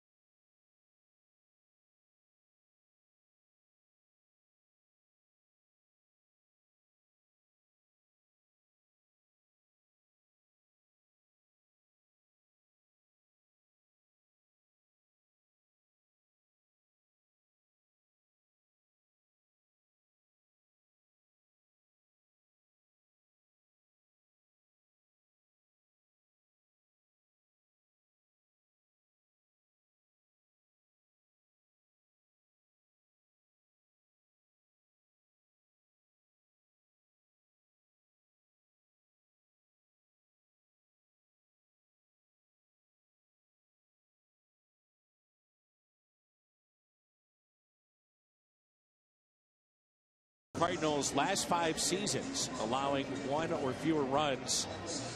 This is what they've done. And here in 2015, 48 times. And Tyler Lyons trying to add to the list. And so far, he has been sensational. He has faced the minimum. Lyons has allowed 1 base hit. A bloop off the bat of Ramirez down the right field line. That was in the 2nd inning. He has struck out 5. He has not walked a man. Here is Josh Harrison to start the bottom of the 7th. Little floater out to left field and a leadoff base hit. A sarcastic cheer from the home crowd. Some changes for the Cardinals defensively. Peter Borges is in center. John Jay shifting from center to left. And Mark Reynolds is at first base. Adams out of the game, along with Randall Grichuk. Even that ball right there, Harrison took off the ground, hit it right up the end of the bat. Wasn't hit particularly well. He'd hit a couple line drives first 2 times up, and I'm sure they'll get the bullpen active very shortly, just because this has been such a good start by Tyler Lyons. You don't want to do anything to disrupt it. Here is Gregory Polanco. Polanco broke his back. Out at second. The turn. Double play. 6-4-3. Off the end of the bat to Peralta.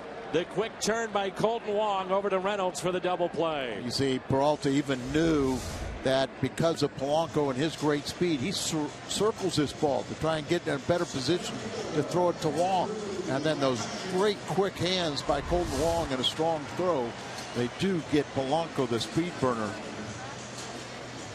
Think about the 2 guys that they've been able to turn double plays on that were at the plate. Marte and Polanco, 2 of the fastest guys in baseball. Yeah, it was the 5th time that Polanco's been doubled up, the 14th time for Marte.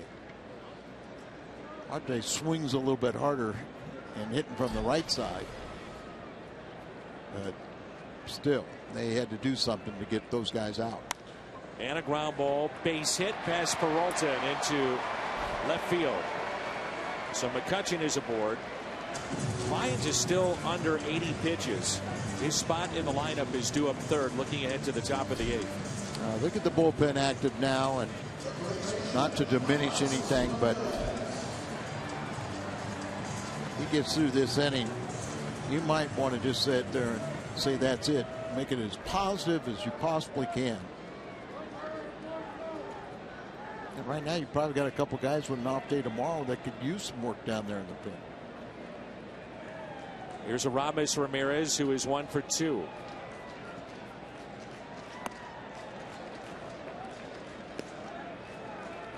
It's been a while since Lyons has gone deep into a game. Working out of the pen here at the major league level. He had some long games in terms of his starts in the minor leagues, but it's been a while. Cool night, so you stay fresher longer. Here's an 0-1 pitch. And that's inside the 3rd base line and a base hit. Off the sidewall. Taken there by Jay.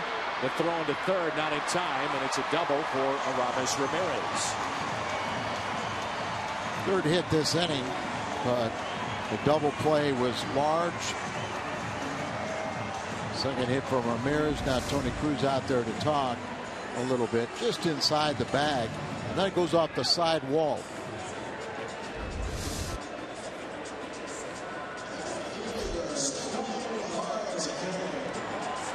That's Broxton thrown in the Cardinal bullpen. Last time that he went 7 innings in a major league game was in 2013. Back-to-back starts to begin his major league career. Yeah, first 2 games of his career, and he won both of them. Here's Starling Marte. Marte, ground ball to 3rd, and the Pirates will strand 2. Tyler Lyons has held the Pirates off the board for 7 innings. 6 outs to go.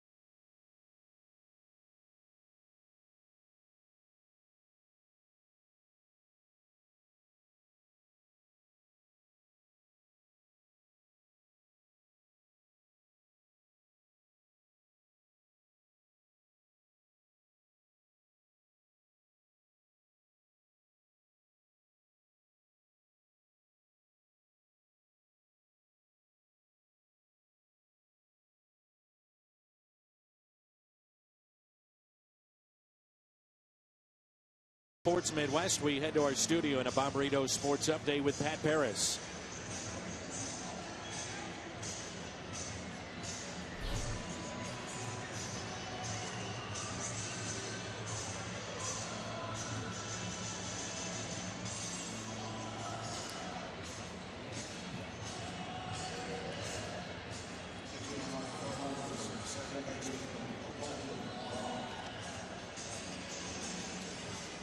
Six outs away.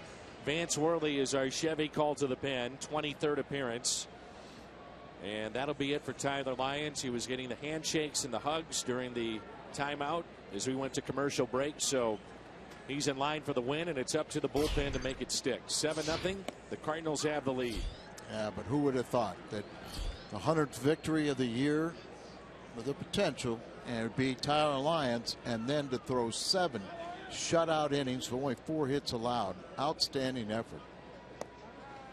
Worley made 8 starts for the Buccos this year, but Tyler Lyons, he put his name, and he's tossed his hat in the ring for postseason.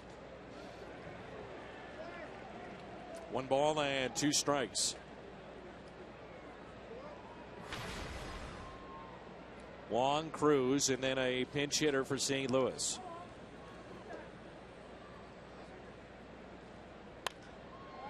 Slapped foul and out of play. The Cardinals picked up 2 runs in the first.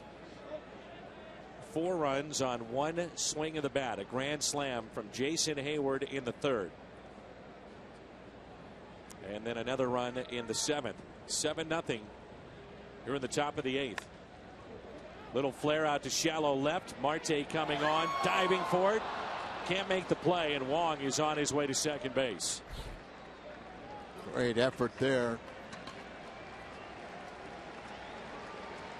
Your college football Saturday starts at 10:30 with a doubleheader of huge Big 12 showdowns on FS1. West Virginia takes on Oklahoma, followed by K-State taking on Oklahoma State. Arizona State looks for an upset against UCLA on Fox. Michigan squares off against Maryland on the Big Ten Network. And always worry about an outfielder running after a ball like Marte did. You always see that wrist, misses it, and then he hits the ball awful hard, or ground awful hard, and shakes himself up. Had a little trouble getting back up. So leadoff double for Colt Wong, and now it's Tony Cruz.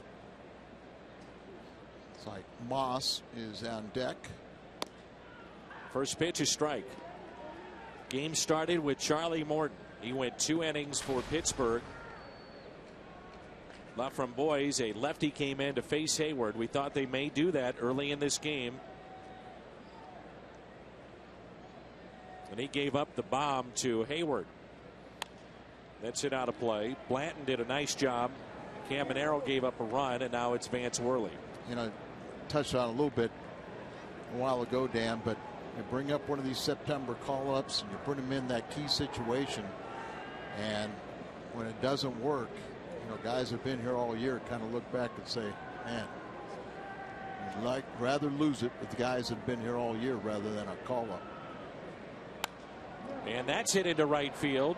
Polanco makes the catch. Staying put at the bag at second, Colton Wong. See Tony Cruz now making a lot better contact.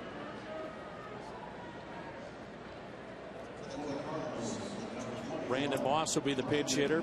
So Lions officially out of the game. What a job. What a job indeed. 3 hits, no runs, no walks. Check that, 4 hits, and he struck out 5. The Cardinals needed somebody to step up big. Remember, he replaced Carlos Martinez in the spot in the rotation, and he did the job.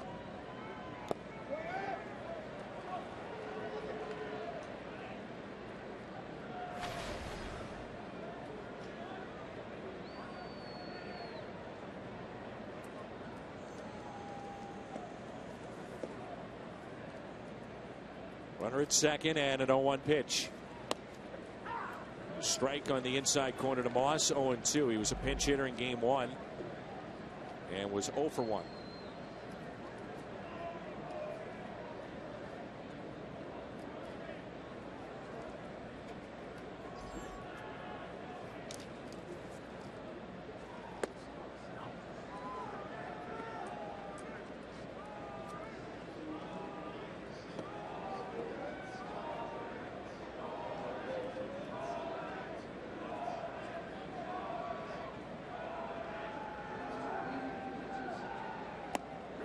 On the inside corner and a strikeout of Moss.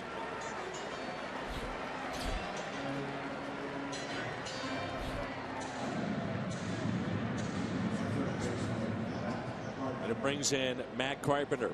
Carpenter a big day, on base 3 times. And you think about the build up to the start. He knows he's going in this important game. The pressure of it. Boy, did he come through and show us a lot. 2 outs. Carpenter, runner at second base. First pitch taken down. Jason Hayward will hit one more time tonight, and he is a triple away from the cycle. .327 the average for Carpenter with runners in scoring position. That's in the top 10 of the National League. Outfield is straight away. 1 ball, 1 strike. Not long ago, we said the Cardinals wouldn't have a hitter with over 25 home runs or 90 RBIs. With a good finish, Carpenter has already got 28. He might get 30, and he might get to that 90 or more. Segrist getting loose in the pen. That pitch taken high. This year in the minor leagues, Tyler Lyons had 6 starts that went 7 or more. The most recent was back on August 3rd. So who would have thought he'd get through 7 here tonight? It's a very tough opponent, the Pittsburgh Pirates. On the road. 3-1. Well, we couldn't be happier for Tyler or his teammates. Look at Martinez there.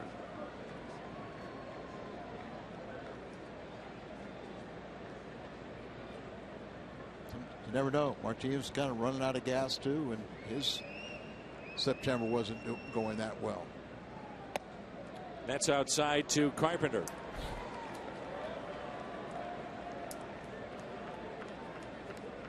Runners at first and second. And it brings in John Jay. Carpenter on base for the 4th time tonight.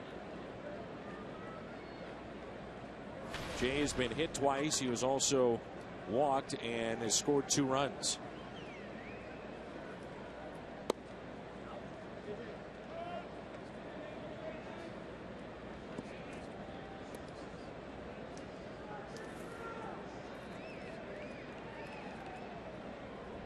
Inning started with a double by Wong.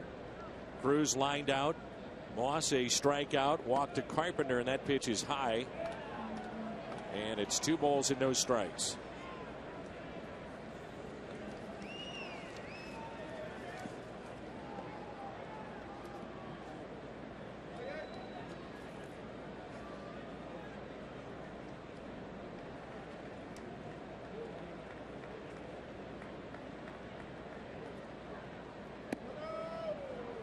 .3-0. John Jay mentioned being hit twice tonight. That's 11 on the year. In 31 times he's been hit in the last 2 years.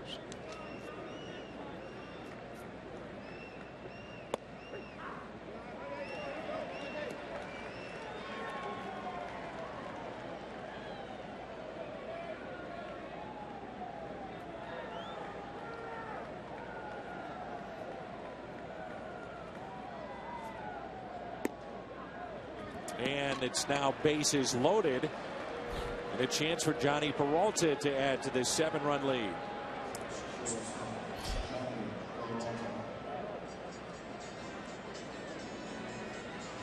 So back-to-back walks, and it's loaded him up for Peralta. Johnny hit into a double play that scored a run back in the first, walked and scored in the third, grounded out in the fifth, and an RBI single to left in the seventh. Inning started with a little bloop double by Wong. Carpenter the walk. Jay a walk.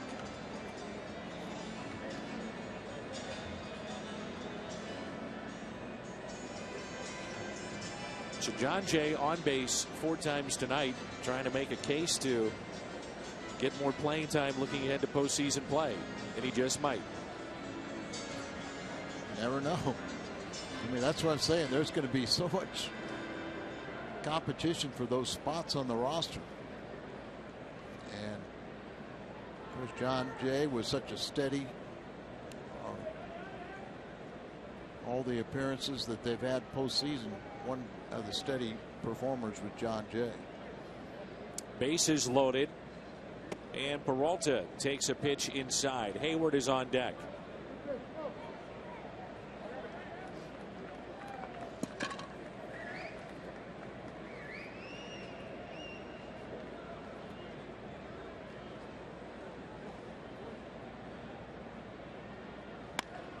Yanks it down the left field line and foul. 1 ball, 1 strike.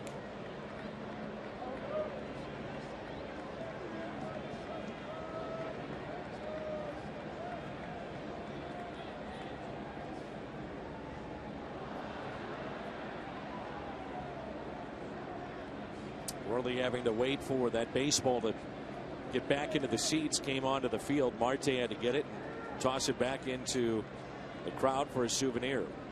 Here's a 1-1 pitch.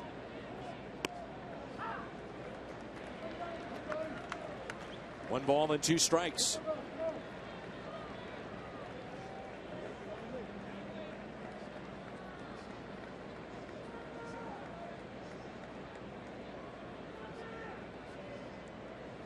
And the 1-2 fouled back, and a good cut by Peralta.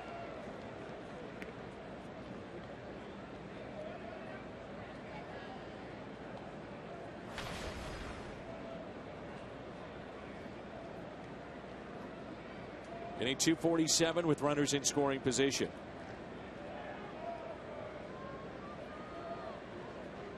And the 1-2 up the middle. That's a base hit. That ball will get down. 2 runs will score. Peralta with 3 RBIs. And with that, with 2 outs, it's now 9-0 St. Louis. Johnny, 3 RBIs on the night. That gets him up to 71. I mentioned earlier, he needs a lot of more balls up the middle. This one falls in front of McCutchen, and 2 more runs. Cardinals are leading now 9-0.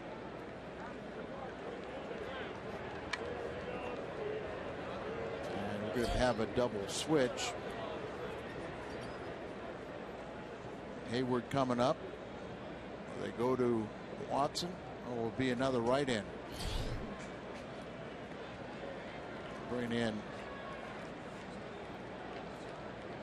looks like Keon Broxton is going to go in the outfield. Young speedsters. Marte comes out.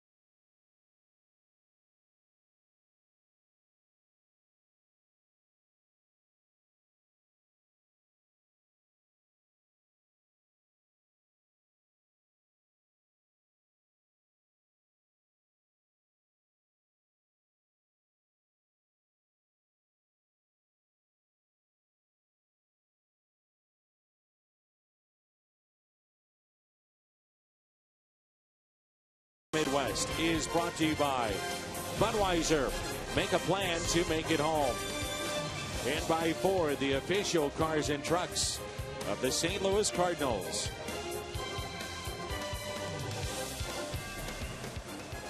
A cool night here in the Steel City. And here is Jason Hayward. Hayward a triple away from the cycle. What has been all Cardinals here tonight, 9-0 in game 2 of this doubleheader. Rob Scahill is the new pitcher. Our Chevy called to the pen. His 28th appearance, but his 4th appearance since being reinstated from the DL with a strained right forearm. Hayward has singled. That was in the first to right field. Grand slam in the third, struck out in the 5th, and then doubled down the line and into the left field corner. That was in the 7th inning. Runners at first and second, and a 1-1 pitch on its way.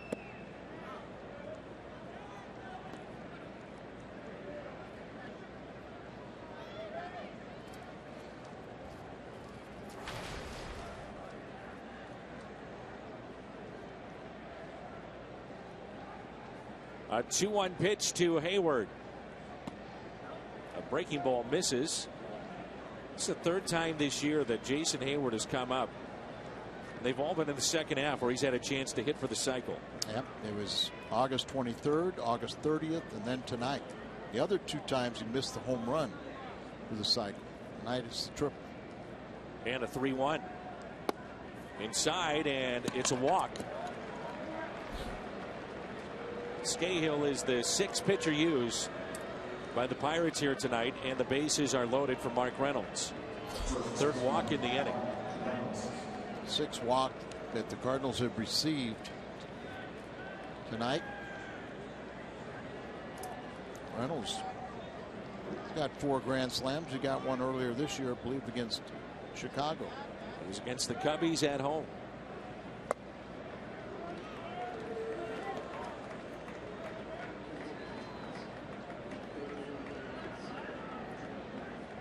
Big 2-run home run on Monday night to give the Cardinals a padding.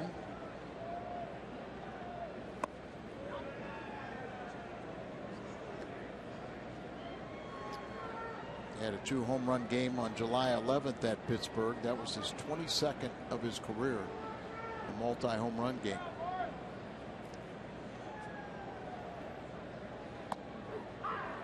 And a strike on a breaking ball. And it's 1-2. 15 of Mark's RBIs have been come with 2 outs.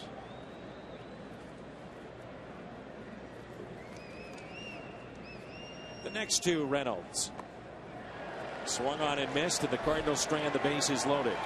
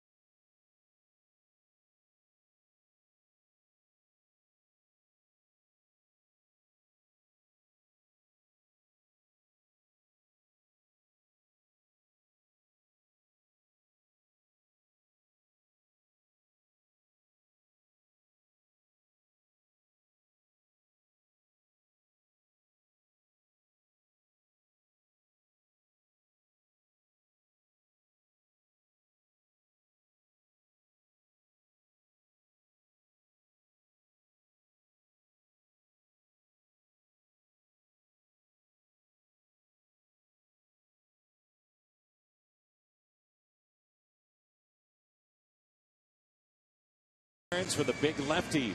What a year he has had with all the appearances. Velocity wasn't great in spring. Built that up. He's had a better move to first. He's been better with runners on. It's been a very good year for Kevin Segrist. Oh, no doubt. Leads the National League in appearances. He's 7-1 on the year. Opponents are just batting .199 against the big guy. And he was virtually unhittable when he first came to the big leagues in 2013. Last year he had the forearm strain. But he's back to that spot where he is almost automatic at getting people out. 80th appearance, most in the National League. Here's Michael Morse. He is 0 for 2 tonight. Rounded out to third and flied out to right on a catch made by Hayward up against the chain link fence. The Cardinals are 6 outs away from the Central Division Championship of the National League.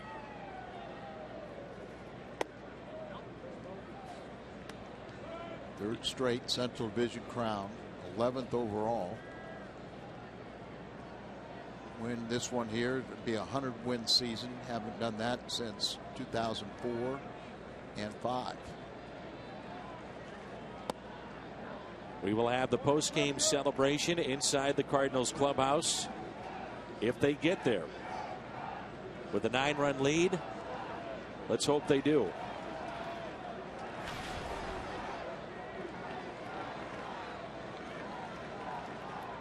The 2-1. 2-2. It's like Belial going in the Cardinal bullpen behind Segrist.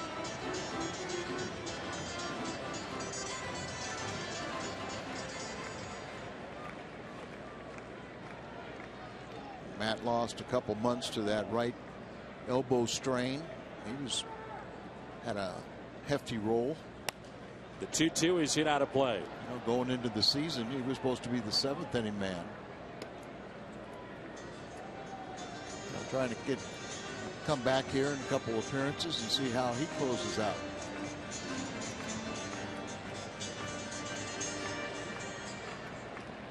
Outfield, bench spots, you know, bullpen spots in that postseason roster.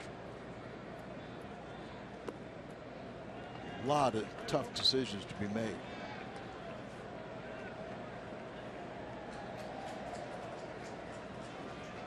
Adam Wainwright, has he shown you enough to be on it? Yep. We both think so, just based on what he's done in the past, but really he did look that good. Ooh, a little bit below the knees. I think what's interesting with the Wainwright case, will he be built up enough at some point to give you multiple innings? Will he be built up enough to give you back-to-back games? I think probably multiple innings, no. Back-to-back games, I think, would be also a little bit of a test. But I think just psychologically what he means to the ball club and an opposition looking out there and what he's done in the past, in the rotation and in postseason play as a reliever. The Cardinals have turned 2 double plays tonight. Here's Chris Stewart. Pitch hitting for Cervelli. Here's an 0-1 pitch.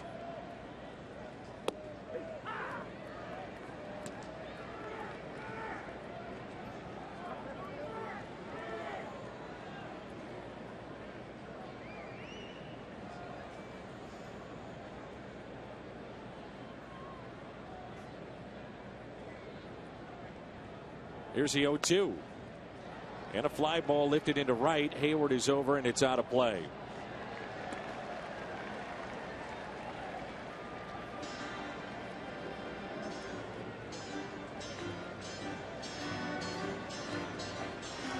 I'm sure many fans are asking, why is Kevin Segrist in a 9-run game? I can understand that, but I think the answer would be Mike Matheny literally is taking 0 chances. I mean, he's going to get everybody in there, not taking any chances. However, this doesn't help. If it stays in the ballpark there, it will. It does not. Ground rule double.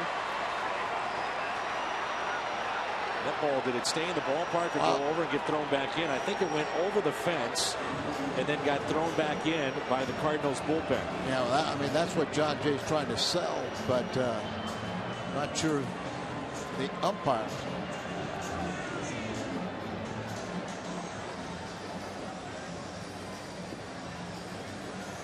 Wasn't too far from the area where the injury to Piscotty, but it looks like he's waving off saying he's got it, and then he misses it. And here it goes high on. That ball stayed in the infield. They faked the ground rule double and got away with it. He sure the way did. You saw it? Yes. Could have been inside the park or the way they played it. That is the oddest play I think I've ever seen.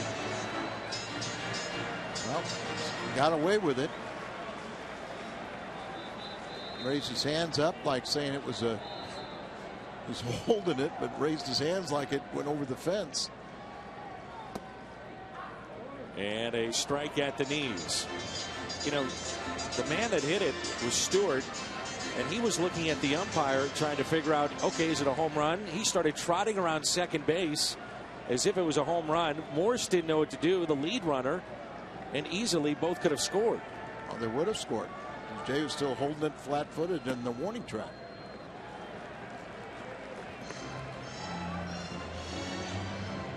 When I was watching the umpire at second base, he made no indication that it was a ground rule double, at least from what I saw, or a home run. I kind of saw our third base umpire run out, but not very far. Here's a 2-1. An answer to maybe the Seagrass deal is yours is good, but also the fact with yesterday the rain out, kind of keep him on pace. He's you got the off day tomorrow. You want to keep him sharp, but I think in the back of his mind he really would like to finish with the most games by our National League reliever. And a ground ball that'll score a run. Peralta will exchange the run for the out. Nice pick by Reynolds at first base. And the Pirates get on the board. Let's go back to the what we thought was a ground rule double, but this ball was in play. Michael Morse, the runner, the lead man. See, he thinks it's in play, so he's running here. Now he pulls up and trying to figure out what's going on.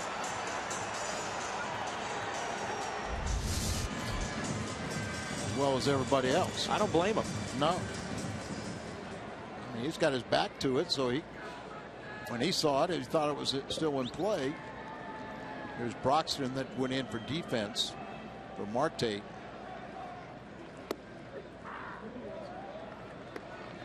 Might have banged himself up on that diving play out there and left. There's a young speedster.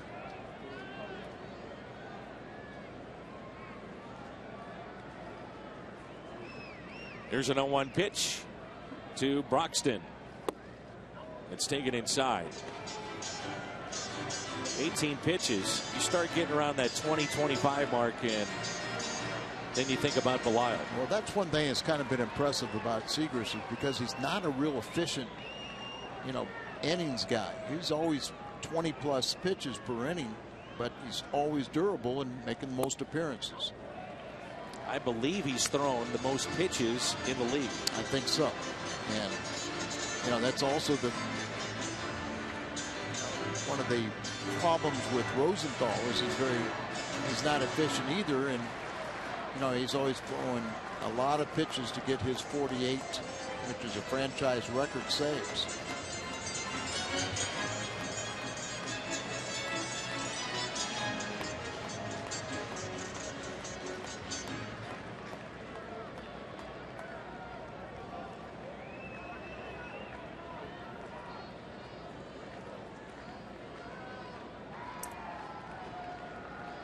Here's a 2-1. And a ground ball hit to the right side, taken there by Reynolds.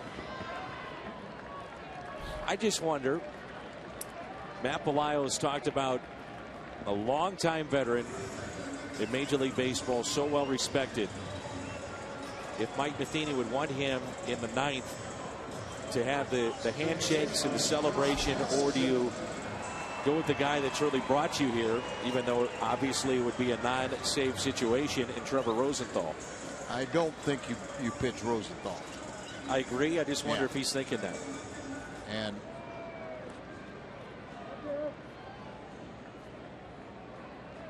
he's had a couple of tough outings here recently. That game on Monday was not easy.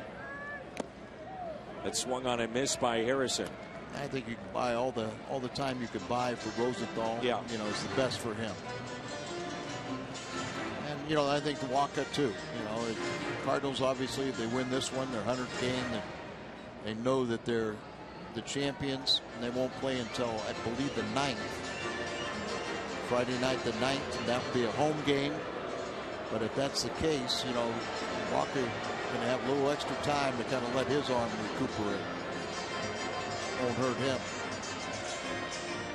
2 outs and a runner at third, and a count of no balls and 1 strike. Harrison tonight is lined out twice and also singled to left.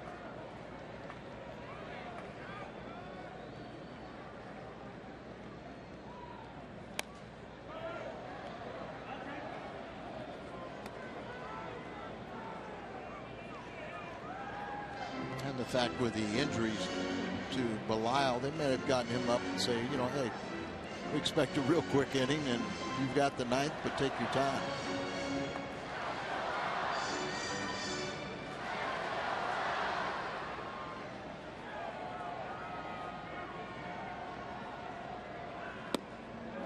And Segris gets the strikeout. That sends us to the 9th. The Cardinals are 3 outs away from a division title.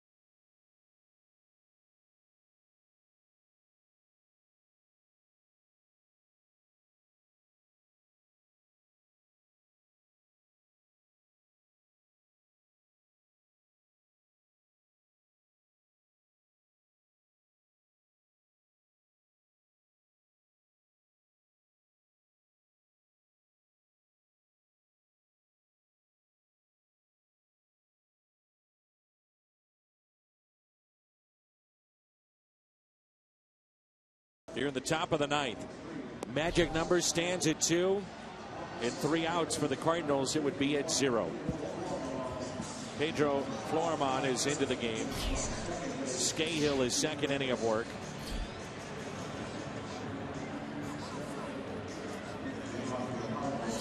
Peter Borges will lead it off for the Cardinals here in the 9th. Stewart stays in to catch. Broxton moves from left to center. Travis Snyder, the left fielder.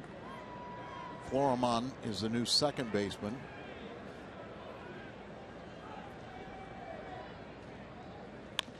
And a ground ball that's hit to short. Glove by Mercer and just gets Borges, who flies down the line. You're going to want to stay with us, see the celebration. Jim Hayes will be in that clubhouse. This copyrighted telecast presented by the authority of the Cardinals and may not be reproduced or retransmitted in any form. And the accounts and descriptions of this game may not be disseminated without the express written consent of the St. Louis Cardinals. And to think that the Cardinals could wrap this up in the stadium of the team that's been chasing them all year, and so many around Major League Baseball talking about how hot the Pirates have been, and they have been, but they haven't caught the Cardinals. Right. This is a hot team too.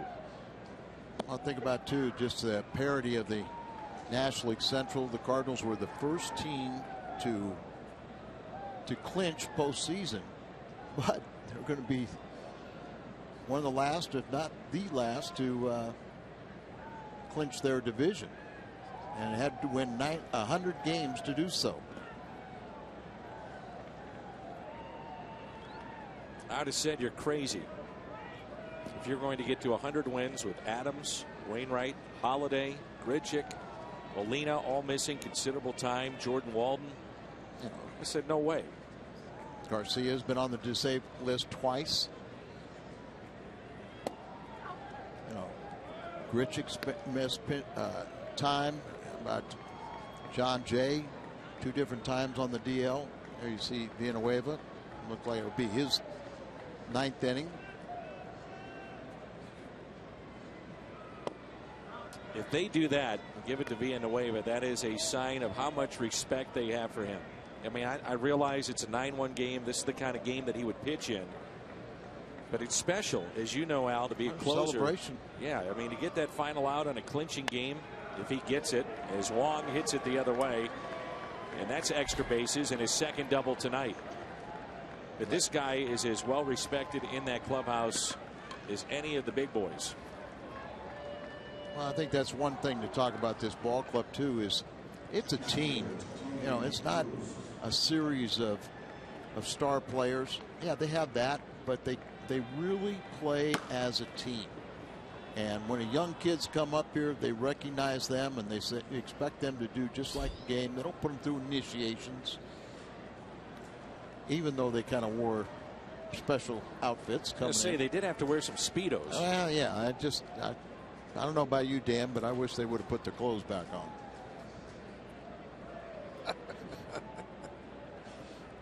I know how much you enjoy those rookie dress-up days, or dress down. I did ask one of the stewardesses that had been to all of our charter flights, and I said, "You like them better with clothes on or off?" And she kind of looked at me and laughed. Well, I'm kind of looking at all you the too. Rookies. You know? Well, it's a sight to be seen. It's taken low by Tony Cruz. There was, what, about 12 of them, too, wasn't it? We've had a lot of rookies this year. I know, including Tony Cruz. He's got a couple backup catchers here, but what a job he's done catching both ends. Did get a couple of innings off in the first one, but look at this. Tony Cruz. Good for Tony. It's a home run and a 2-run shot, and he is swinging the bat well. A 2-run homer for Tony Cruz. Yachty who? Let's not go that far. Okay, we won't go that far, but it is fun to see. And we talk about guys so respected in that clubhouse and by the pitchers. There's only one Yachty, but this kid works just as hard and prepares himself every day and getting extended playing time right now, and I really enjoy watching him perform. Good for Tony Cruz. Second home run of the year. Basically has caught every inning of this doubleheader with the exception of the back end. What was it? Just an inning, I guess it was, in game 1. 11-1 now, St. Louis. It's Greg Garcia. Gets a chance to hit. You'd almost like to see every single player get a chance to get in this game.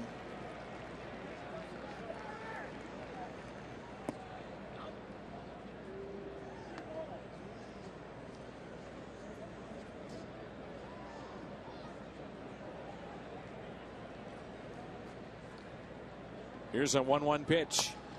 High chopper towards third. Harrison gloves and throws. 2 down.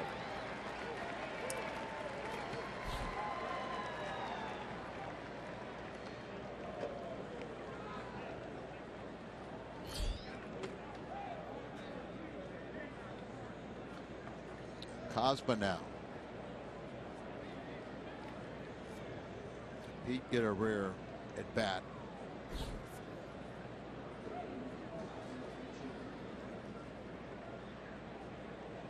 Pete Cosma will pinch hit for Matt Carpenter.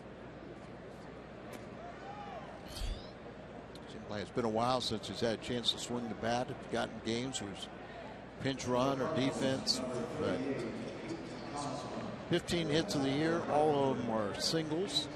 But here's a guy that #1 draft pick of the Cardinals. He's had some big key hits. You think of the game-winning hit that he had in Washington, knocked them out, and they could have walked him and forced the Cardinal hand to pinch hit for Mott. This is the 4th game with 11 or more runs for the Cardinals. 11-1 St. Louis here in the top of the 9th with 2 outs. The Cardinals 3 outs away from a Central Division championship. Villanueva continues to throw in the pen. That's it out of play.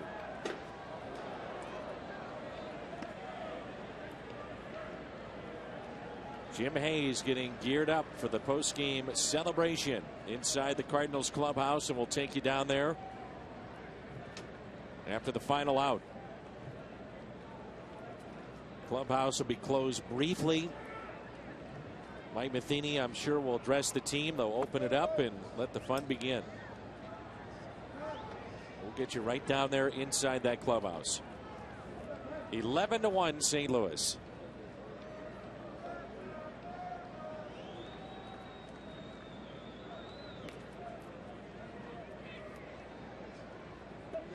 And the 2-1 pitch. The fly ball lifted out to right field. We head to the bottom of the 9th. The clubhouse getting set in preparation for a celebration. The Cardinals are 3 outs away from a Central Division title.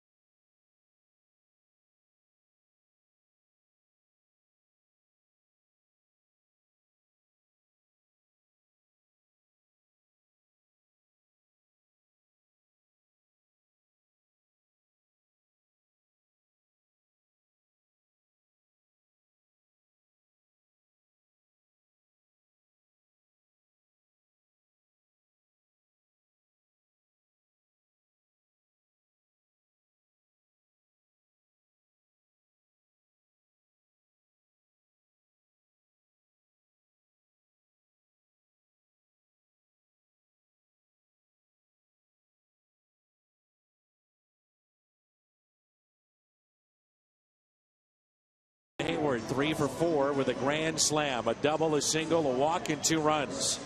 He is our Budweiser player of the game. The Cardinals 3 outs away from the Central Division Championship. We'll take you inside the clubhouse after the final out.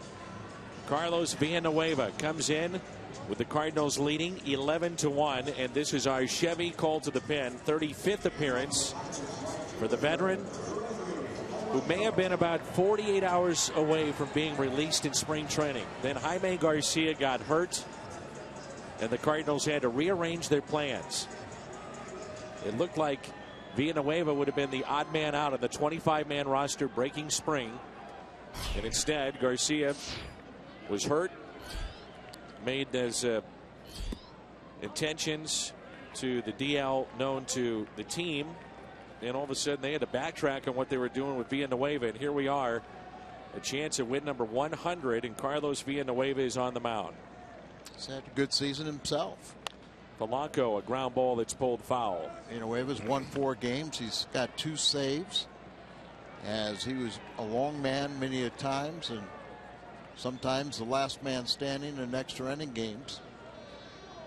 Opponents only hit .223 on him on the year. Greg Garcia stayed in the game. He is at third. Cosma is at short. And a 1-1 pitch.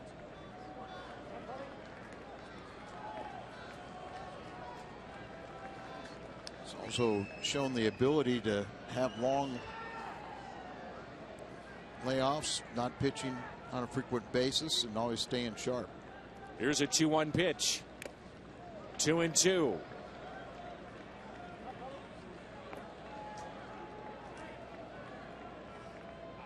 We thank our fans for being with us all season long, and you'll be rewarded here shortly with a celebration in the clubhouse.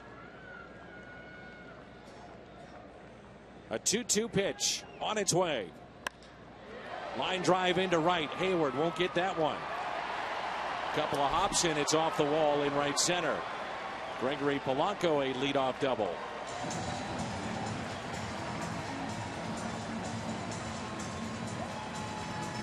They are ready inside the clubhouse. Central Division champions of 2015. The champagne ready to be uncorked, popped, and a celebration ready to be had. 5th straight year. That's a franchise record of the team going to postseason. Mike Matheny, all 4 years of his reign, first manager in Major League history to go to the postseason, his first 4 years. Here is Travis Snyder. That pitch is hit out of play. To think that pitchers and catchers reported February 19th. And here we are playing in late September. And hopefully they'll be playing until early November. September 30th. And the Cardinals 3 outs away from winning the division of the National League Central.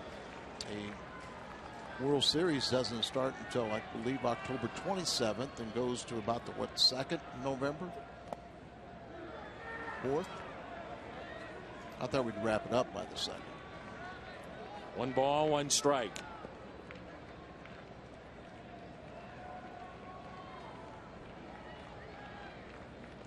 Remarkable run under the ownership of Bill DeWitt Jr. Here's a 1-1.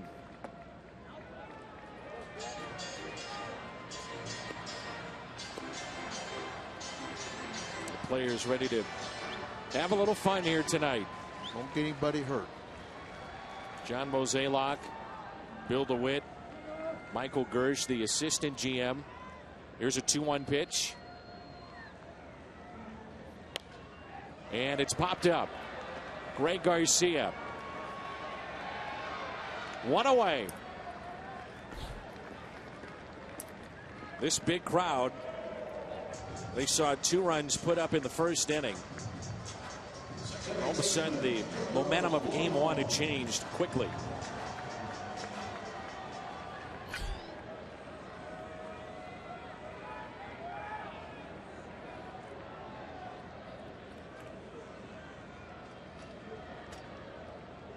Pedro Florimon. And a ground ball that's hit to second, and the Cardinals are 1 out away. most of the players at the top step.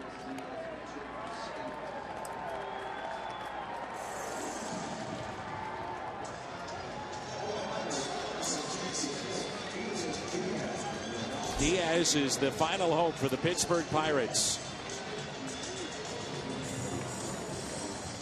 1 out away from the celebration. Young catcher Diaz, rated as their best catching defensive catcher in the Pirates system. 271, 16 doubles, 4 triples, 4 home runs, and 47 RBIs, 93 games at AAA. Outfield is straight away. Being the wave up. First pitch to Diaz.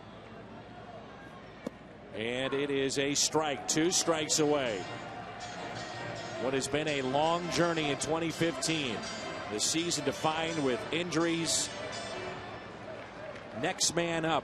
We kept hearing that day after day after day. Here's an 0-1 pitch to Diaz. Ground ball pulled foul. 1 strike away from the Central Division Championship. Mark Reynolds, remember, he came here because he wanted to be on a winner and knew his best chances were going to be playing for the Cardinals, willing to take a backup position. Never thought he'd get as much playing time because of injury. 0-2 the count with 2 outs and a runner at third. The next by Villanueva. Here it comes. It's a strikeout, and the Cardinals have win number 100. 5 straight years in the playoffs, and for the 3rd consecutive season, the Cardinals are the champions of the Central Division. The St. Louis Cardinals, the 2015 National League Central Division champions. All the injuries, you can see how careful they are in congratulating each other, and it has been a remarkable year with, as you said, injury after injury to key personnel. Everyone through the organization should be so proud because the kids that came up had instrumental jobs in keeping the ball rolling, and this has to be Mike Matheny's most satisfying job as a manager, and a lot of success for these guys that just really do care for each other, and let's hope them, wish them well in postseason.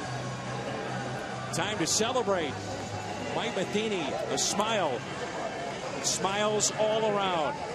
We'll be back with lots of celebration. Jason Hayward, his grand slam, a defining moment.